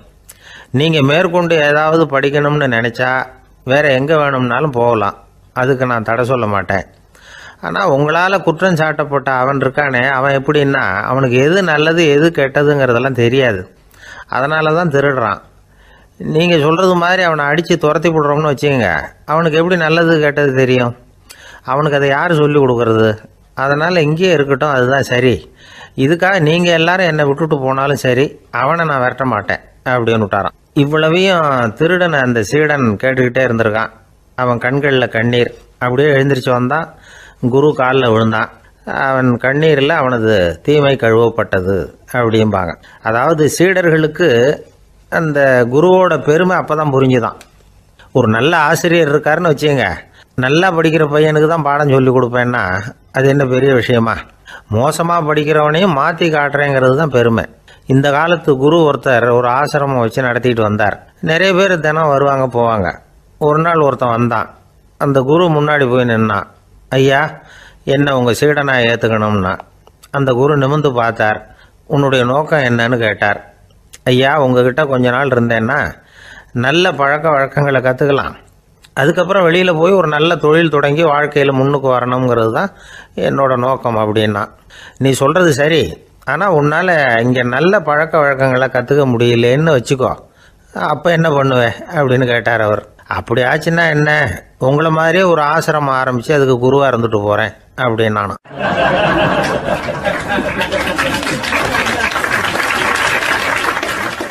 ஒரு ஆள் இருந்தார். அவர் தன்னை ஒரு குருன்னு சொல்லிக்கிட்டார். மௌன குரு, வாயே திறக்கிறதில்ல. அவருக்கு 2 சீடர்கள் உண்டு. இவங்க தான் வர்றவங்க கிட்ட பேசுவாங்க, விளக்கம் கொடுப்பாங்க. ஒரு நாள் இந்த சீடர்கள் 2 பேரும் எங்கேயோ வெளியில் போயிட்டாங்க. அந்த நேரம் பார்த்து ஒருத்தர் அங்கே வந்தார். குருக்கிட்ட போனார். குருவே, புத்தர்னா என்னன்னு கேட்டார். குருவுக்கு ஒன்றும் புரியல. அவர் உண்மையான குருவாக இருந்தாவில் புரியும். அவர் திருன்னு முழிக்க ஆரம்பிச்சிட்டார். இந்த நேரம் பார்த்து இந்த சீடர்களும் எங்கேயோ போயிட்டாங்களே, என்ன பண்ணுறது, உதவிக்கு யாராவது கிடைக்க மாட்டாங்களா அப்படின்னு அப்படியே சுற்றி பார்க்குறார். அங்கங்கே பார்க்குறார். வந்தவர் இதை கவனித்தார். ஏதோ புரிஞ்சுக்கிட்ட ஒரு மாதிரி அடுத்த கேள்வி கேட்டார். தர்மம்னா என்ன சுவாமின்னார். குருவுக்கு ரொம்ப சங்கடமாக போச்சு. நம்ம நிலைமை இப்படி ஆகிட்டுதே, இக்கட்டில் மாட்டிக்கிட்டோமே அப்படின்னு நினச்சபடியே விட்டத்தை பார்த்தார். அப்புறம் குனிஞ்சு தரையை பார்த்தார். அப்படியே உட்காந்துக்கிட்டார். வந்தவர் உடனே அடுத்த கேள்விக்கு போயிட்டார். தியானம்னா என்ன சுவாமின்னார். பாவம் என்ன பண்ணுவார் அந்த குரு, பேசாமல் கண்ணை கெட்டியாக மூடிக்கிட்டார். இது ஏதடா வம்பா போச்சுன்னு. இவர் இப்படி பண்ணால் கூட வந்தவர் சளைக்கலை. இன்னொரு கேள்வியும் கேட்டார். ஆசீர்வாதம்னா என்ன அப்படின்னார். இவர் பார்த்தார். இப்படியே போனால் இவர் கேள்வி கேட்குறத நிறுத்த மாட்டார் அப்படின்னு நினச்சிக்கிட்டு எனக்கு ஒன்றுமே தெரியாதுங்கிற பாவனையில் 2 கையையும் விரித்து காட்டினார். வந்தவர் முகத்தில் மகிழ்ச்சி, மன நிறைவு, ஏதோ எல்லாம் புரிஞ்சுக்கிட்ட ஒரு மாதிரி அங்கேருந்து புறப்பட்டு போனார்.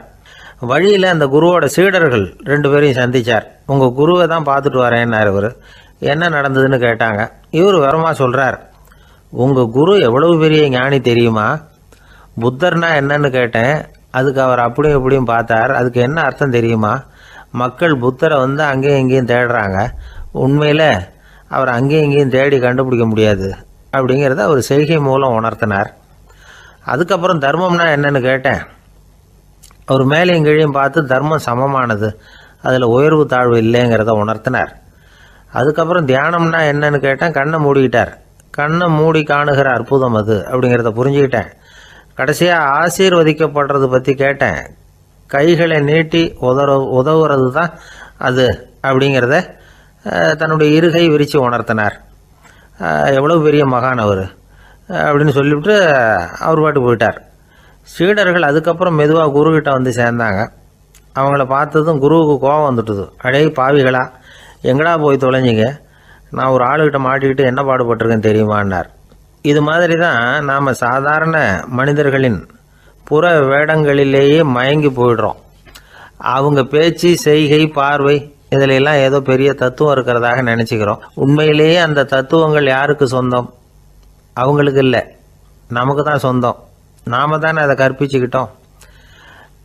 நாம் அடையாளம் கண்டுக்கிறதில்ல, நாம் யாருங்கிறது நமக்கு புரியறதில்ல. அதுதான் இன்றைக்கி நடக்கிறது. அதனால தான் அடுத்தவங்களை தேடி ஓடிக்கிட்டு இருக்கிறோம். சில வீடுகளில் கூட இது மாதிரி சைகைகள் உண்டு. சில குடும்ப தலைவர்கள் தினமும் காலையில் கண்ணை கெட்டியாக மூடிக்கிட்டு கை 2ஐயும் சுத்தமாக விரித்து வச்சுக்கிட்டே உட்காந்து தியானம் பண்ணுறது வழக்கம்.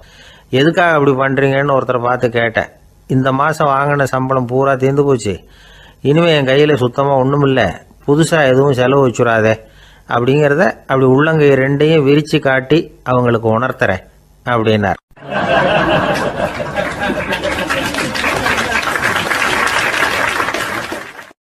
ஒருத்தன் வேகமாக ஓடி வந்தான். ஏப்பா அப்படி தலை தெறிக்க ஓடி வர்றேன்னு கேட்டேன். பின்னாடி துரத்திக்கிட்டு வருது சார் அப்படின்னா. ஏதாவது நாய் துரத்திக்கிட்டு வருது போல இருக்கு அப்படின்னு நினச்சி அவனுக்கு பின்னாடி பார்க்குறேன்.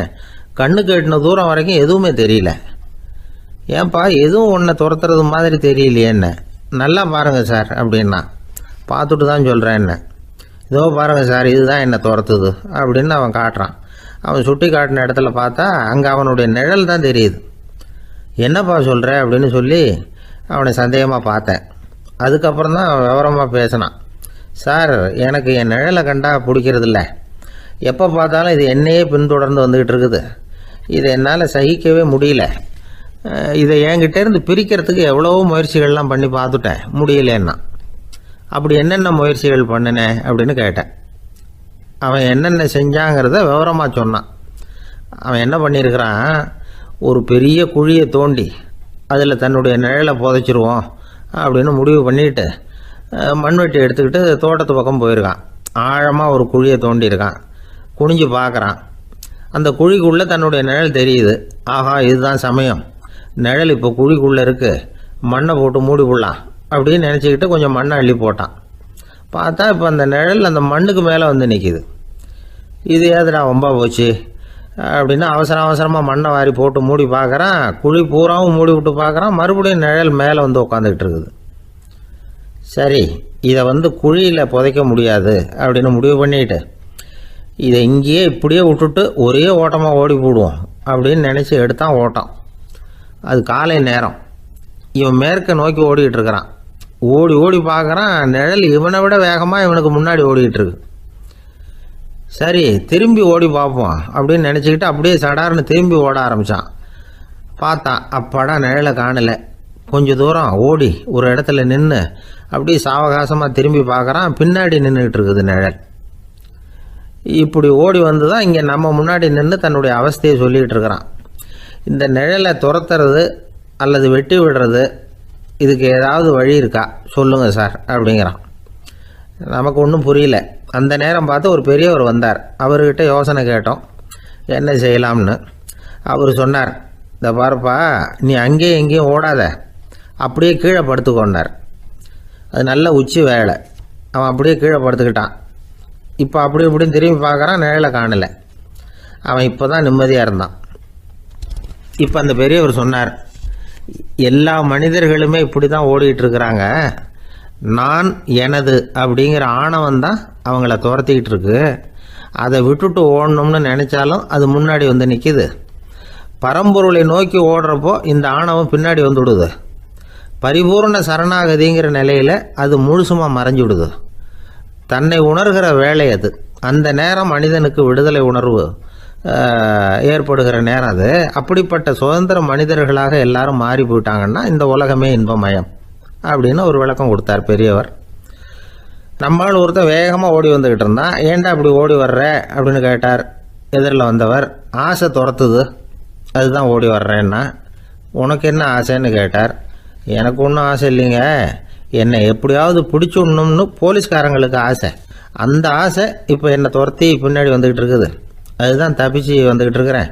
குறுக்க நிற்காதீங்க சார், வழியை விடுங்க அப்படின்னு சொல்லிவிட்டு வேகமாக ஓடி மறைஞ்சான்.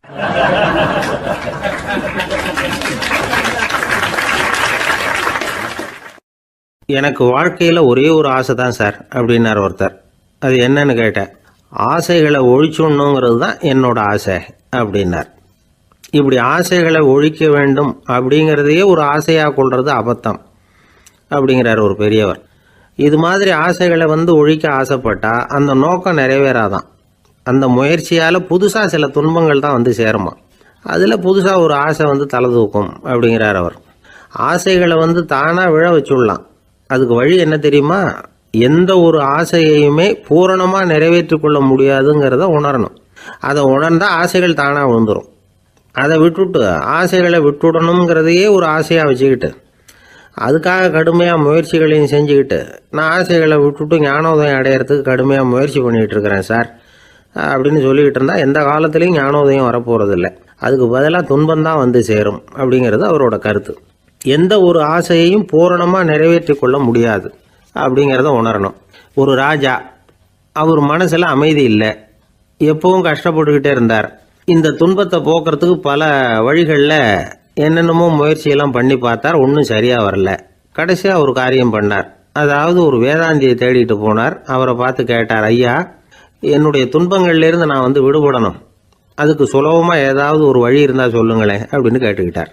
அதுக்கு அந்த வேதாந்தி சொன்னார், அதுக்கு ஒரு வழி சொல்கிறேன், அது மாதிரி செய். அதாவது உன்னுடைய ராஜ்யத்துக்குள்ளே போதுங்கிற மனசோட வாழ்கிற ஒருத்தனை கண்டுபிடிக்கணும்.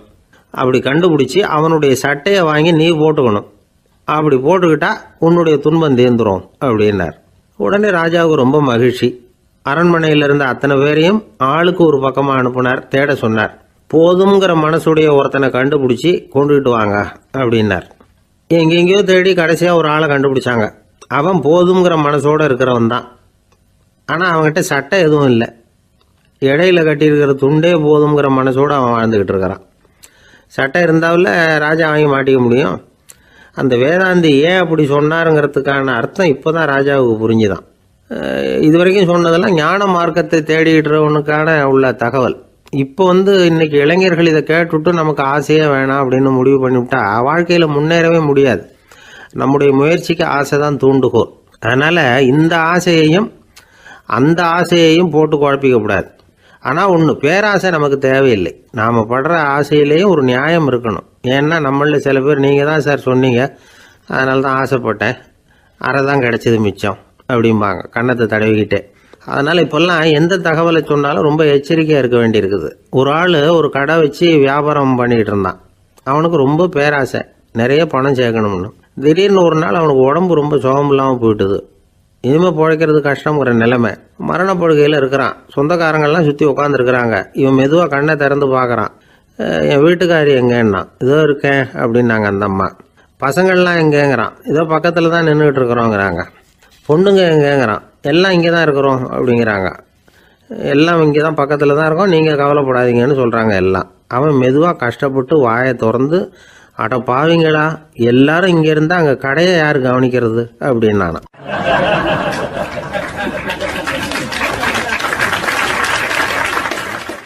ஜப்பானில் உள்ள ஒரு புத்த விகாரை. அங்கே ஒரு வயசான பௌத்த குரு தங்கியிருக்கிறார். ஒரு நாள் ராத்திரி கடுமையான குளிர். அவரால் தாங்க முடியல. பார்த்தார், மரத்தில் செஞ்ச புத்த சிற்பங்கள் அங்கே நிறைய இருந்தது. அதில் ஒன்றை எடுத்து அதுக்கு தீ மூட்டி அந்த நெருப்பில் குளிர் காஞ்சிக்கிட்டு இருக்கிறார். மர சிற்பம் தீ வச்சதும் படபடன்னு வெடிக்க ஆரம்பிச்சுட்டுது. அந்த சத்தத்தை கேட்டதும் அந்த புத்த விகாரையின் குருக்கள் வெளியில் ஓடி வந்தார். இவர் ஆனந்தமாக குளிர் காஞ்சிக்கிட்டு இருக்கிறார். அவரால் பொறுத்துக்க முடியல. தெருவில் தெரிஞ்சுக்கிட்டு இருந்த அந்த பெரியவரை இங்கே தங்க அனுமதித்ததே அவர் தான். இவர் இப்படி பண்ணுறாருன்னு நினச்சிக்கிட்டே அவரை கோபமாக பார்த்தார். ஏன் இப்படி கோபமாக பார்க்குறீங்க, இப்படி உட்காருங்க அப்படிங்கிறாரு இவர். அவருக்கு இன்னமும் கோபம் வந்துட்டுது. எங்கள் கடவுளை எரிச்சுட்டீங்களே அப்படின்னு சத்தம் போட்டாராம். அப்படியா அப்படின்னு கேட்டுக்கிட்டே அந்த சாம்பலை கிளறினார் இவர். என்ன செய்கிறீங்கன்னு கேட்டிருக்காரு அவர். நான் எலும்புகளை தேடுறேன்னாராம். நீங்கள் ஒரு பைத்தியம், இது ஒரு மர சிற்பம், இதில் எலும்புகள் கிடையாது அப்படின்னாராம். அவருக்கு கோபம் வந்துட்டுது. உடனே வெளியில் போங்கன்னு கத்தியிருக்கார். வெளியில் தள்ளி கதவையும் சாத்தி விட்டாராம். மறுநாள் காலையில் கதவை திறந்து பார்த்தா அந்த வயசான பெரியவர் ஒரு மயில்கல் மேலே சில காட்டு பூக்களை வச்சு புத்தம் சரணம் கச்சாமின்னு சொல்லிக்கிட்டே இருக்கிறார். இவருக்கு சந்தேகமாக போட்டுது. கிட்ட போனார். என்ன செஞ்சுக்கிட்டு இருக்கீங்கன்னு கேட்டார். இது என்னுடைய காலை நேர பிரார்த்தனைனாராம். நிஜமாகவே நீங்கள் ஒரு பைத்தியமாக தான் இருக்கணும், ஏன்னா அது ஒரு மயில்கல் அப்படின்னாராம். இப்போ அந்த பெரியவர் சொன்னாராம், நீங்கள் ஒரு மரத்தை புத்தராக நினைக்கும் பொழுது நான் ஏன் ஒரு மயில்கல்ல புத்தராக நினைக்கக்கூடாது? நான் புத்தரை எரிக்கலாம், ஏன்னா அவரை நான் நேசிக்கிறேன். அந்த சிற்பம் மரத்தால் ஆனதுங்கிறது எனக்கு தெரியும். நான் ஒரு மயில்கல்லை தொழலாம், ஏன்னா அது எனது பூக்களை தாங்குது. நான் இந்த மயில்கல்லுக்குள்ளே மறைஞ்சிருக்கிற புத்தரை பார்க்குறேன். யாராவது ஒரு சிற்பி இதை சிலையாக்கினாதான் நீங்கள் புத்தரை பார்க்க முடியும்.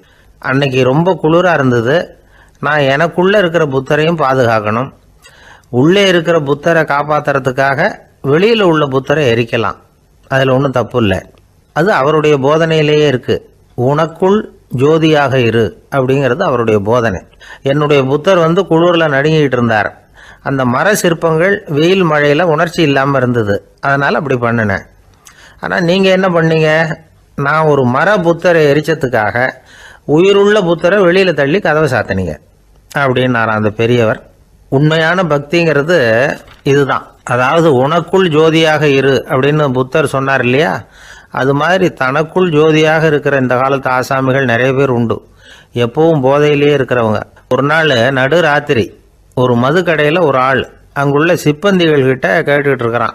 மறுபடியும் இந்த கடை எப்போ திறப்பாங்கன்னு கேட்டானா. நாளைக்கு காலையில் 8 மணிக்கு திறப்பாங்க அப்படின்னு நானும் அங்கே இருந்த ஆள். அவன் திருப்பி திருப்பி அதையே கேட்டுக்கிட்டு இருக்கான். இவனுக்கு பதில் சொல்லி சொல்லி அழுத்து போச்சு. அதான் சொல்கிறேன் ஐயா, நாளைக்கு காலையில் வா அப்படின்னாங்களாம். அதுக்கு இவன், நான் வர்றதுக்காக கேட்கலையா, நேத்திக்கு வந்தவன் உள்ளேயே மாட்டிக்கிட்டேன், வெளியில் போகிறதுக்காக கேட்டேன் அப்படின்னானான்.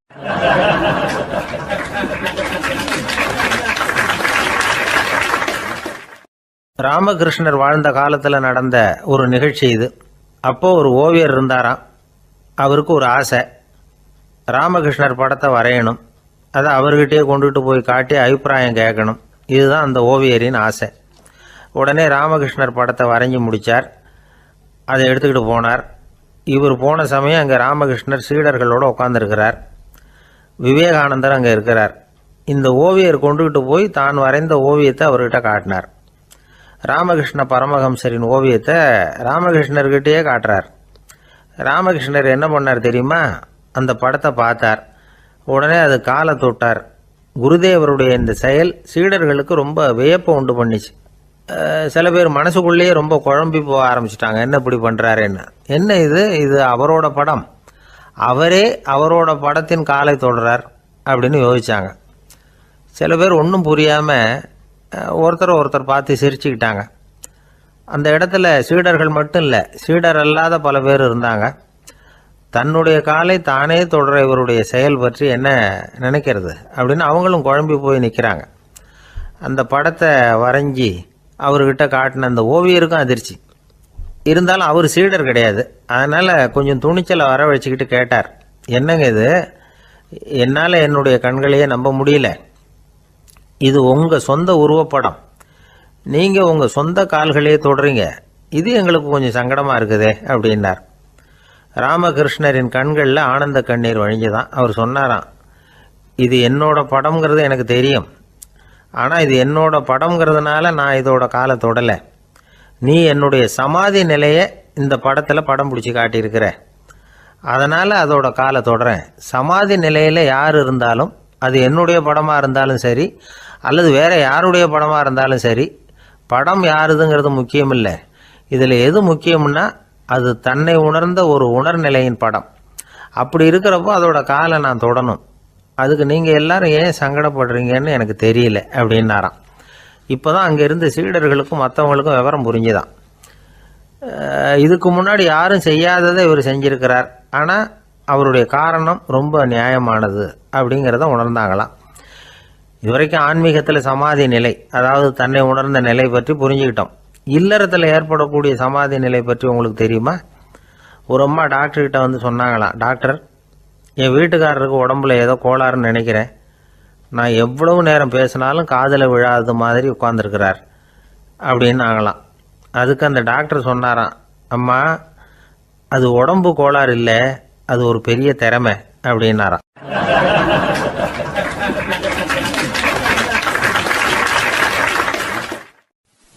ஒரு ஏரி ஓரமாக 2 பசங்க நடந்து போய்கிட்டு இருக்கிறாங்க. அதில் ஒருத்தன் பணக்கார வீட்டு பையன், இன்னொருத்தன் ஏழை. இவங்க 2 பேரும் போய்கிட்டு இருக்கிறாங்க. வழியில் ஒரு இடத்துல ஒரு ஜோடி செருப்பு இவங்க கண்ணில் படுது. ஒரு விவசாயி அந்த செருப்பை அங்கே விட்டுட்டு பக்கத்தில் இருந்த ஏரியில் கை காலை கழுவிட்டு இருக்கிறார். உடனே அந்த பணக்கார பையனுக்கு ஒரு ஐடியா. அவன் சொன்னானா, டேய், இப்போ ஒரு வேடிக்கை செய்யலாம், அந்த செருப்பு 2ஐயும் தூக்கி எட்டத்தில் வீசி எரிஞ்சிருவோம். அந்த ஆள் வந்து பார்த்துட்டு செருப்பை தேடி அல்லாடுவான், அங்கேயும் இங்கேயும் ஓடுவான், திருன்னு முழிப்பான். அதை பார்த்து நாம் ரசிக்கலாம், நல்ல தமாஷா இருக்கும் அப்படின்ட்டுருக்கான். இப்படி சொல்லிவிட்டு அந்த செருப்புகளை தூக்கத்துக்கு போனானா. கொஞ்சம் பொறு அப்படின்னானா அந்த ஏழை பையன். ஏன்னு கேட்டிருக்கான் அவன். இப்போ அந்த ஏழை பையன் சொன்னானா, நீ சொல்கிறது ஒன்றும் வேடிக்கை கிடையாது, உன்னோட செருப்பு தொலைஞ்சா உன் அப்பா உடனே உனக்கு வேறு செருப்பு வாங்கி கொடுத்துருவார். ஆனால் அந்த ஆளுக்கு இந்த செருப்பு தொலைஞ்சதுன்னா வேறு புதுசாக வாங்கிறதுக்கு வாயையும் வயத்தையும் கட்டி பணத்தை சேர்க்க வேண்டியிருக்கும். அதனால் நான் ஒரு வேடிக்கை சொல்கிறேன், அது மாதிரி செய், அது இன்னமும் தமாஷா இருக்கும் அப்படின்னானா. எப்படி அது சொல்லுன்றிருக்கான் அவன். செருப்பு 2ம் அது இருக்கிற இடத்துலையே இருக்கட்டும், உன் சட்டை பையிலிருந்து ஒரே ஒரு ரூபா நாணயத்தை எடு, அதை அந்த செருப்பு மேலே அதோட குதிகால் பகுதியில் வச்சுட்டு நாம் 2 பேரும் அந்த மரத்துக்கு பின்னாடி ஓடி போய் மறைஞ்சு நின்றுக்குவோம், அப்புறம் பாரு வேடிக்கை அப்படின்னா. அதே மாதிரி ₹1 காசு செருப்பு மேலே வச்சுட்டு இவங்க 2 பேரும் மறைஞ்சு நின்றுக்கிட்டாங்க. கொஞ்ச நேரத்தில் அந்த விவசாயி வந்தார். காலில் உள்ள மண்ணை தட்டிவிட்டு செருப்பை மாட்டுறதுக்காக போனார். அங்கேருந்து காசு கண்ணில் போட்டுவிட்டுது. அவருக்கு ஆச்சரியமாக போச்சு. அதை கையில் எடுத்து பார்க்குறார். 4 பக்கமும் திரும்பி திரும்பி பார்க்குறார், யார் இதை வச்சுருப்பான்னு. கடைசியில் ஆகாயத்தை பார்க்குறார். ஆண்டவா, இது உன்னோட கருணை தான், நீ தான் யாரோ புண்ணியவான் மனசில் தர்மம் பண்ணுற எண்ணத்தை உண்டாக்கி இருக்கிற, அந்த புண்ணியவான் நல்லா இருக்கணும் அப்படின்னு வாழ்த்தி அந்த காசை கண்ணில் ஒத்திக்கிட்டாராம். மறைஞ்சிருந்து பார்த்துக்கிட்டு இருந்த ஏழை பையன் இப்படி சொன்னான், பாத்தியா உன்னை புண்ணியவான்னு வாழ்த்தி விட்டு போகிறார் அந்த ஆள், அவருக்கும் சந்தோஷம், அதை பார்த்து நமக்கும் சந்தோஷம். உனக்கு 1 ரூபாங்கிறது ஒரு பெரிய விஷயம் இல்லை, ஆனால் அதனால் நமக்கு கிடைச்சிருக்கிற மகிழ்ச்சி ரொம்ப உயர்வானது அப்படின்னு நானும். வேடிக்கையும் கிண்டலும் இது மாதிரி அடுத்தவங்களுக்கு இடைஞ்சலாக இல்லாமல் இருக்கணும் அப்படிங்கிறார் கலைவாணர். ஆனால் பாருங்கள், அவருக்கே இடைஞ்சலாக வர்ற விஷயங்களை கூட அவர் வேடிக்கையாக தான் எடுத்துக்கிட்டாராம். ஒரு தடவை ஒருத்தர் கலைவாணர்கிட்ட வந்து, ஐயா என் குழந்தை செத்து போச்சு அப்படின்னு சொல்லி அழுதாராம். உடனே இவர் அவருக்கு 100 ரூபா பணத்தை கொடுத்து, இந்தாங்க அடக்கம் செய்யுங்க அப்படின்னு சொல்லி அனுப்பி வச்சாராம். 1 வருஷம் கழித்து மறுபடியும் அதே ஆள் வந்திருக்கார். இவர் மறந்துருப்பாருங்கிற நினைப்புல, அண்ணே என் குழந்தை இறந்து போச்சுண்ணே அப்படின்னாராம். இவர் மறுபடியும் 100 ரூபா கொடுத்து ஆறுதல் சொல்லி அனுப்பி வச்சாராம். 7-8 மாதம் கழித்து மறுபடியும் அதே ஆள் வந்திருக்கார். அவர் வாயை திறக்கிறதுக்கு முன்னாடியே இவர் 100 ரூபாய் அவர் கையில் வச்சு, போன 2 தடவை தான் குழந்தை செத்து போச்சு, இந்த தடவையாவது அதை சாகாமல் காப்பாற்றி விடு அப்படின்னு சொல்லி அனுப்பி வச்சாராம். அதுக்கப்புறம் அந்த ஆள் வர்றதே இல்லையா.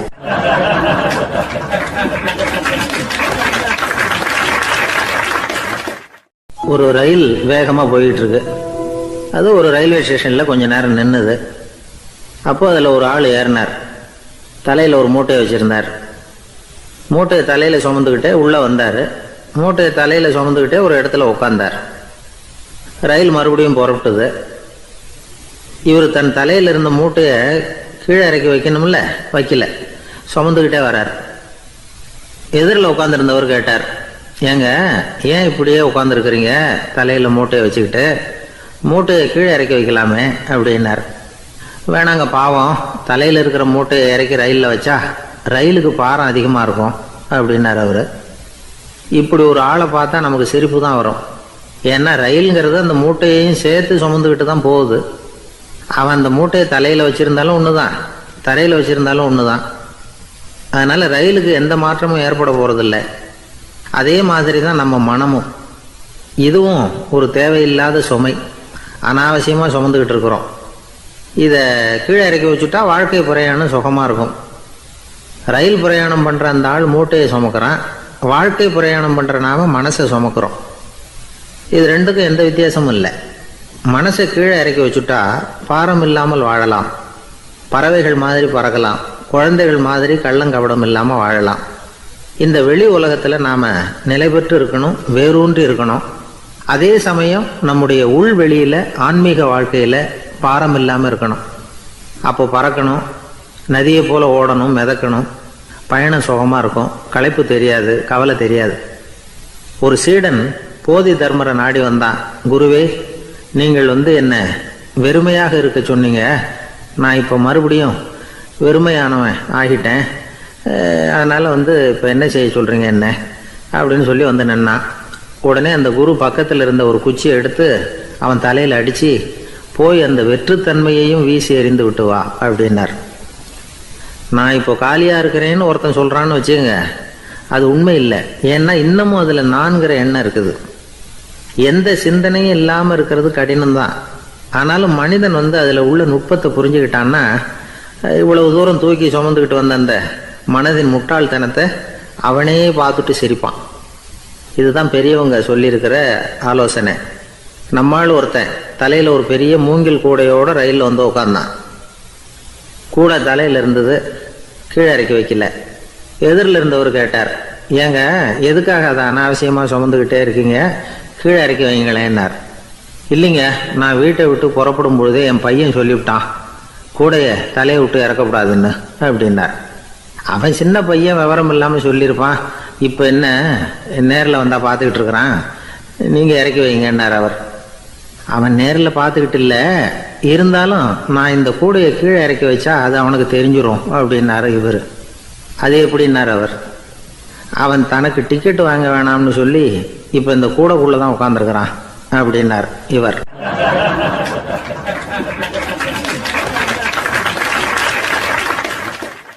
எனக்கு தெரிஞ்ச ஒருத்தர் இருக்கார். அவர் ஒரு பெரிய காவல்துறை அதிகாரி, ரொம்ப கண்டிப்பானவர். அவரை கண்டாவே எல்லாரும் பயப்படுவாங்க. அப்படிப்பட்டவர் வீட்டுக்கு போனால் அப்படியே அடியோட மாறிடுவார். அங்கே போய் பார்த்தீங்கன்னா குழந்தைகளோட குழந்தையா அவர் விளையாடிக்கிட்டு இருப்பார்.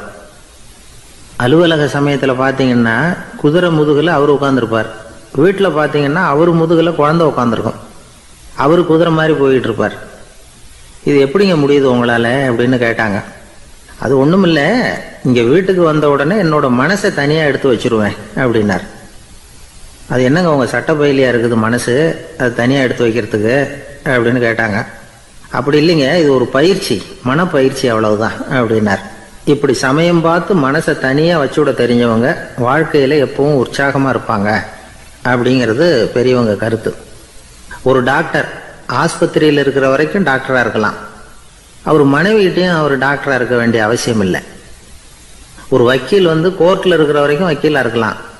வீட்டுக்கு வந்ததுக்கு அப்புறமும் வக்கீலாக இருக்க வேண்டிய அவசியம் கிடையாது. வீட்டில் குழந்தைகள்கிட்ட விளையாடும் பொழுதும் அதுகள்கிட்ட ஃபீஸு கேட்டுக்கிட்டு இருக்கக்கூடாது. நாம் எப்படி இருக்கணும்னு பெரியவங்க சொல்கிறாங்கன்னா, மனசோட சேரக்கூடாதான். அப்படி சேராமல் வாழ்க்கையை கவனிக்கணுமா. மனசை அப்படியே தனியாக எடுத்து பக்கத்தில் வச்சுடணும். அப்படின்னா அதை அப்படியே தூக்கி எறிஞ்சுடு அப்படின்னு அர்த்தம் இல்லை. ஏன்னா மனசுங்கிறது நமக்கு உபயோகப்படக்கூடிய ஒன்று தான்.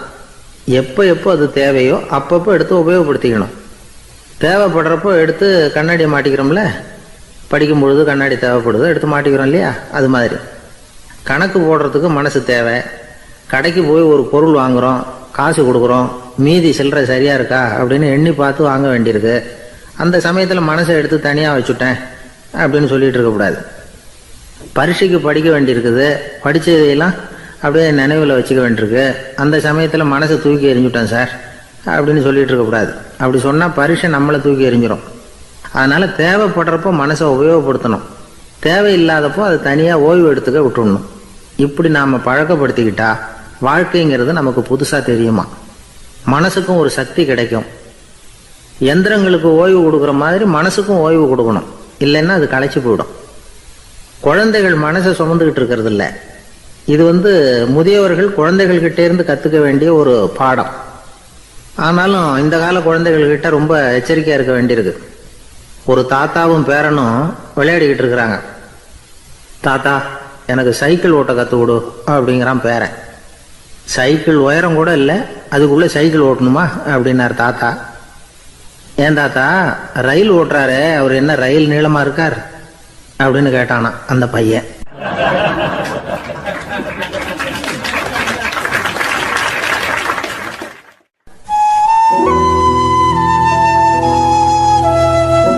இருக்கிறாங்க. அந்த வழியாக போகிறவங்க வர்றவங்கெல்லாம் அந்த இடத்துல நின்று அது என்ன மண்டபம் அப்படின்னு விசாரிக்க ஆரம்பித்தாங்க. அந்த அப்பாவும் பிள்ளையும் தான் வர்றவங்களுக்கெல்லாம் விவரம் சொல்லிகிட்டு இருக்கிறாங்க. அதாவது இந்த இடத்துல ஒரு பெரிய மகான் சமாதி ஆயிருக்கார், அவர் சமாதியான இடத்துல இந்த நினைவு மண்டபத்தை கட்டியிருக்கிறோம் அப்படின்னாங்க. ஊர் பூரா இந்த செய்தி பரவிச்சு. நிறைய பேர் அந்த இடத்த தேடி வர ஆரம்பித்தாங்க. இங்கே கொஞ்சம் நேரம் உட்காந்துட்டு போனால் மனசுக்கு ஒரு நிம்மதி கிடைக்கிது அப்படின்னாங்க. அங்கே இருந்த உண்டியலில் நிறைய காசு போட்டுட்டு போகிறாங்க. பணம் கிடுகிடுன்னு நிறைய சேர ஆரம்பிச்சிட்டுது. பணம் நிறைய சேர்ந்த உடனே அந்த அப்பாவுக்கும் பிள்ளைக்கும் தகராறு வந்துட்டுது. பணம் சேர்ந்தாலே சொத்து தகராறு வரத்தானே செய்யும், அது மாதிரி வந்துட்டுது. பையன் அடிக்கடி நிறைய பணம் கேட்க ஆரம்பித்தான்.